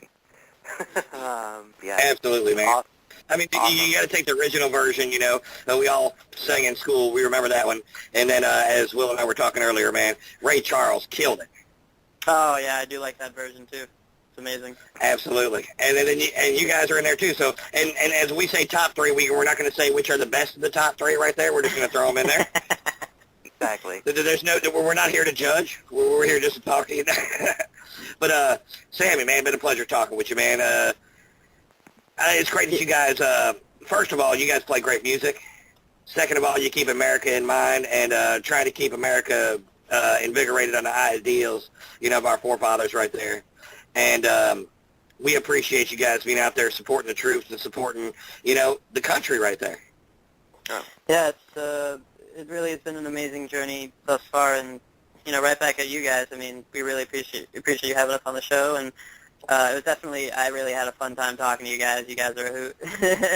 Well, thank you, man. Yeah, I had a we like blast. to say, we try and be the type of radio show that you feel like you're just sitting on someone's back porch and we're just shooting the shit, man. Yeah. I need some lemonade, and we're good to go. Well, all right, man. Well, let me go pour you a big old glass right there with some sweet tea. I'm from Tennessee. We got lemonade and sweet tea. Perfect. I do like the sweet tea. We real- don't. I'm real from New quick. Jersey. We don't have that up here. Wow, sweet tea. God, I don't know what I'd do Absolutely. without sweet tea. Yeah, But, I mean, it's around, but it's not as good. Oh, okay. And But, down here, it's more like, so it tell depends on where you us go. about- Sometimes it's like syrup. Yeah. Tell us about your shows. Tell us about your shows. Those of you listening online, we're about a minute and a half. We're going to go away, but the show in its entirety will be on YouTube here sometime tonight. We're just going to wrap it up here. We're just about we'd rather finish it up and take a like three or 4 minutes rather than just trying to cram it. We've got so about a minute from now it's going to cut out, but I mean it'll be back on YouTube sometime tonight, and you'll be able to hear. Yeah, exactly. What do you guys got coming up gig-wise? Gig-wise, Yeah. let's see. We've got, actually, I'm going to be in the city tomorrow, but the band, that's just an interview. That's on the Patriot station, actually, of Sirius XM, so that should be cool. When? And then we've When is got that? a show tomorrow. I think 1:30 p.m. is the airtime. Ah, man, that'll be working. That's all good. I'm sure it'll be online, or I'm sure you could access it at a later time. And then we also got Indiana next week, and it's near Indianapolis. I think Goodland or Greenland, Indiana, or something. I gotta look at the schedule. We've been very busy, and my brain is kind of fried. Well, I know you guys are coming back. I know you guys are coming back to North Carolina here in like October or something. Yeah, So- we'll be back. We've been to North Carolina quite a few times now. It's one of our home bases. So Awesome. Well, I'm definitely gonna make sure I make it out to at least one of your shows. I'm gonna try to make it out to more than one, but man, if one's all I can do. yeah, well, we look forward to seeing you there, man. All right. Well, wrapping it up. Chris, do you have anything you wanna say to wrap it up? Oh, just it was great talking to you guys. You guys got some really good music, and keep up the good work, and have a good show in your next gig. Thanks, yeah. I hope you guys have us on the Block Talk again. Well, until that time, farewell. Absolutely, we will definitely have Absolutely. you on again at some point. I mean, this is a fun interview. We'd like to have at some point. I mean, I'd like to have An interview with a guitar player so you guys can talk guitar, and then I can bust your balls with that because we were whole talking band, rhythm and the blues and, whole the band bass. on. The whole I'm band just playing on. anyway. Yeah. Hey, look, he's just raining on our parade right there. Hey, by the way, Sam, keep rocking on with the drums, man. Hitting the skins, man. Love Will do. the rhythm section, brother. Anyway, thanks, guys, for being a part of the show, man. We appreciate you guys coming on and spreading your word right there. And we look forward to talking to you in the future and seeing where you guys have been done and what you guys are going to be doing in the future. So thanks once again for being a part of this. So right on. Hey, Oh. thanks so much, guys. And tell the All guys right. I'll see you guys at some point in Orlando. Did I just say Orlando? I said Yeah, Orlando. you did. I meant North Freudian slip. Carolina. Okay. Yeah, I'm trying to. I'm from Florida. I'm trying to get back home to Florida, and that's like forefront on my mind. So, yeah. We got you, brother. Anyway, tell the guys that I will be. I will I will see you guys at some point in North Carolina. Sounds good to me. All right, and thanks for being on the show, and we'll definitely be in touch. All right, well, I'm sorry about that. I tried to jump in right there before everybody was done saying goodbye. Anyway, well, thanks guys for tuning into the Will and Thunder show. We appreciate it. Next week we'll have another exciting show for you. Who do we have on next week there, Mr. William Telltale? Or did I put you on the spot on that one? You put me on the spot on that one. I'm gonna. Well, then you guys will have to wait till next week to find out. It's like a suspense right there. But anyway, it will be William Telltale, Kevin Thunder, and Christiana, the rock chick. I said it right this time. It only took me a couple hours to get it down, but anyway, here we go. Thank you guys for being a part of this. Thanks to Madison Rising for being on. They're the awesome band, and that's it. And we're gonna play the previous recorded outro right now. All right, good night, guys. Thank you for listening to the Will and Thunder Show. The band that's going to take us out is Beyond the Fade from Charlotte, North Carolina. You can find them at Beyond the Fade at Twitter and also at Facebook, Beyond the Fade. The song's called Lights Out, and they're going to take us out.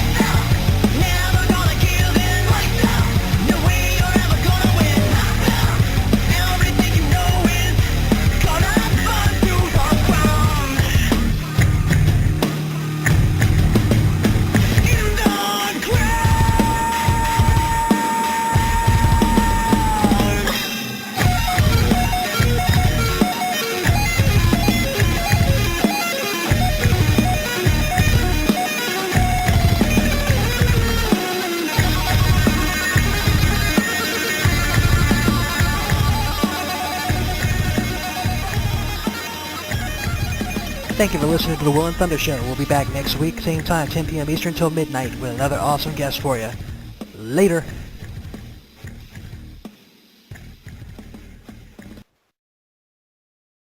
Blog Talk Radio.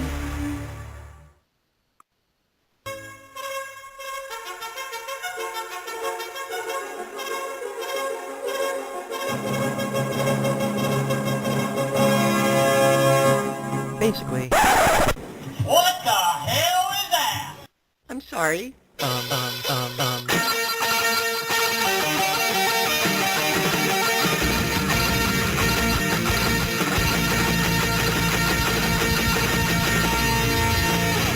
Well...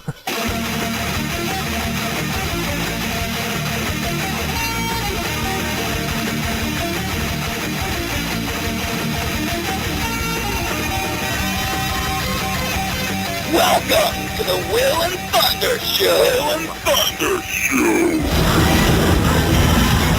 Ridiculous.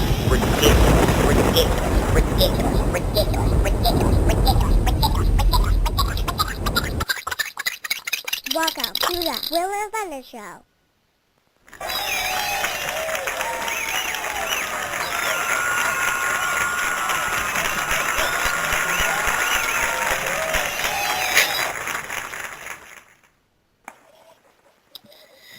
Well, welcome in, guys. It's another Tuesday night. You know what that means. It's another crazy rockin' show with the Will and Thunder Show. Welcome in. My name is Kevin Thunder. Alongside me here is William Telltale and Christina the Rock Chick. You guys out there somewhere? I'm here, but who is this Christina? Yeah, I'm not Christina. Oh, what the heck am I talking about? Look, you know what? I go and step on my tongue again. I'm Christiana. I know that, and look. I just spit it out, and it just felt natural. So for tonight, you'll be Christiana, but in my mind, it's, I don't know. Pardon my hallucination there. Chris is fine. See, and then I won't get flubbed up. You see, it's the whole thing with the latter part of things that screw me up, like Anyway, what a great way to start a show. So anyway, Will, how are you doing today? I'm doing great, and I feel for you, man. I can definitely see how ladders might be a major role in your life. Oh, there we go with the short jokes. And I'm not short, I'm afraid of heights, all right? Yeah, we got a good show tonight for you. The band Madison Rising will be with us in about 30 minutes or so. Well, actually now about 25 minutes or so they'll be joining us. And they are, I don't know if they're signed to a record label or not, but they're just about as big as any signed band in the United States, unless, any not named Kiss or, Bon Jovi or something like that. But they, they go around spreading the patriotic message, and they support the troops heavily, and they're all about the Second Amendment, and just the principles of the founding fathers and the Constitution and everything. Nope. Yeah, another very, very talented band. Four guys, man. Actually, the lead vocalist was in the Navy for a number of years, and I like the idea of having your, having some core principles when you're in a band. I mean, to be out there and spread a message. I mean, you've got Christian bands out there, and to have a patriotic band out there, it's about just kind of spreading the goodwill and the ideas of America. And it's a great thing to have out there. There's a lot of country singers who go out there and they do a lot of patriotic things, especially with their music. Nice to have some rock and roll out there. Yeah, well, the rock and roll that has the patriotic message that isn't like totally whacked out and over the top like Sweaty Teddy. Right. And there's a place, and then there's a way to spread your word and everything, and you can do it through music. That's fine. It's a great concept. As long as you don't go over the top with it as well, Right. So, Chris, have you kind of researched them at all? Any? No, I thought I would wait until they got on the show to kind of hear their music for the first time. I think I heard a song of theirs once, or a snippet of a song that was part of another video that I was watching, but I thought I'd go into this with no preconceived notions or anything like that. So, just open mind mind and and free. Right. Well, very cool. That's kind of what I do. Unless I'm reviewing a band for my blog, williamtelltale.blogspot.com. Unless I'm reviewing a band, I'll do that too, and I'll listen to like 30 seconds of their songs just to find out if they're good, and if I want to book them on the show or not, and then I'll hear the bulk of it for the first time. But the difference is I've actually seen Madison Rising in concert, so so it's kind of it wasn't too long ago that you saw them in concert. It was actually after you booked them on the show and you found out they were coming in concert, but you were already a fan of theirs beforehand. Well, I found out about them. I never really heard them. I knew about them because of the well, we'll just talk about we'll talk about that when we get them on the air. Exactly. But yeah, I hadn't really heard them until the first time that I saw them. I knew of them. I knew who they were. I knew what they did. Okay. And but when I got there, I had heard their version of the national anthem, and that was it. Now I've heard they've got two CDs out, and I've heard both of them, and I dig them. Well, right on. So, Well, we'll go here in about 20 minutes or so. We'll get to know them a little bit better, and so will you guys out there. So, what we do usually here in the first part of the show is just do a little warm up and talk a little bit about what's going on in the rock and roll world, maybe a little bit about football and things like that. So, let's talk about the news. I read the news today, oh boy. Keep your hands have you read the news?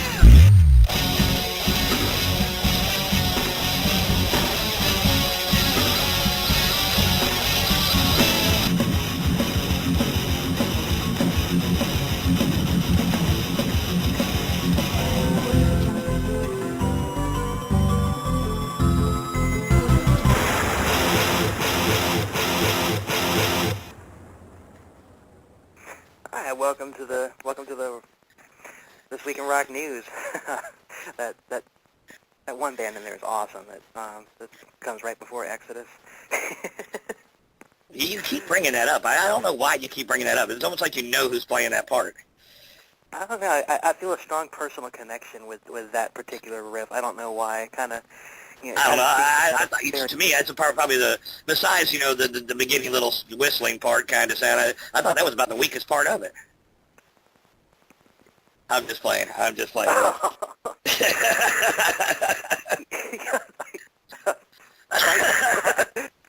Damn. So anyway, today in the news, man.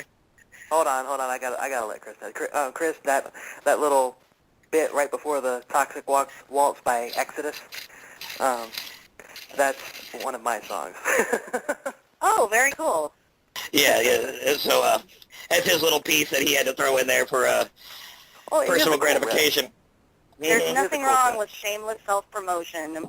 No, there's not. And so every time that, it'll come up, about William Telltale Blog Talk, you'll hear the cha-ching. There you go, little self-promotion. There's nothing wrong with that. Absolutely. Hey, we could do it All right, with you, Chris. What's your blog? Oh, I have a blog, but I don't really do much with it. Most of my writing's over at soniccathedral.com. That's right. Here we go. Now, you know what I'm going to have to do? As soon as the show's over tonight, I have to get a blog now because I need the cha-chings as well. But anyway, so what do you got in the news today, brother? Busy week. Actually, this is kind of an older story. It was from the end of August 20th. You remember a while back, Otis Arungus, a.k.a. Dave Brocky from GWAR, died. Now, GWAR is about to embark on a tour, on a U.S. tour. So how does that work? Well, yeah. Ballsack, the Jaws of Death on the GWAR Eternal Tour 2014, says to expect dark clouds of war and ill omen have gathered around GWAR. In our hours of greatest peril, Otis has left us and our enemies stand poised ready to strike as they sense weakness. But we will no longer cower in our Antarctic stronghold awaiting destiny's final blow. This fall, GWAR sets out on the most trying quest of their career. We shall scour our leader's favorite stomping ground, North America, leaving no city unsearched, no venue unrazed, no sheep unmolested. GWAR will finish to the death of hell, or to the very Sounds end like of time. fun. Yeah. I know we can never return home until we have the answer we seek. Where is Otis Arungus? I guess they didn't get the memo. Look, so they're going to go on tour without Otis, of course. I would imagine that Are they searching for a new singer? Or? Well, I don't know, because I know I've seen GWAR in concert 3 times, and there were some songs where their manager, Sleazy P. Martini, would come out and sing. So I'm pretty sure that we're going to see him on that tour. Right. Well, when they said they're on a search, so do you think that it is possibly, town to town searching and, I don't know how that would work. I mean, like the kind of whole, like the Rockstar movie type thing, where they're out looking for a... nowadays and go on YouTube. Yeah. Find a guy on YouTube that's dressed up like GWAR, and there you go. Well, the funny thing is I remember an interview with GWAR years ago. This is, I don't know, it may have been on their infamous episode of Jerry Springer, but they said that the great thing about GWAR is it's a band that can literally go on forever. So well, I guess. Who knows? Who knows? Yeah, But they maybe they're kind of gonna. can because no one really knows. They're kind of like Tool. No one really knows what they look like. Even when you look at them on stage, you don't know. If you were to pass them in the street, you wouldn't know it's them. Exactly. Well, when I saw them in concert at the House of Blues in Orlando, that was definitely the best concert I've seen of theirs. But after the show, I walk out and there's this scary looking guy. He's selling comic books. Turns out it was one of the stage actors that they had with him up on stage, and he was trying to make a little extra money by selling his craft on tour. more power to him. But I mean they're definitely in a band that could definitely go on forever. Kiss, GWAR, and that's really about it. Yeah, like Slipknot. Slipknot probably could too, because they wear masks, right? Well, Slipknot,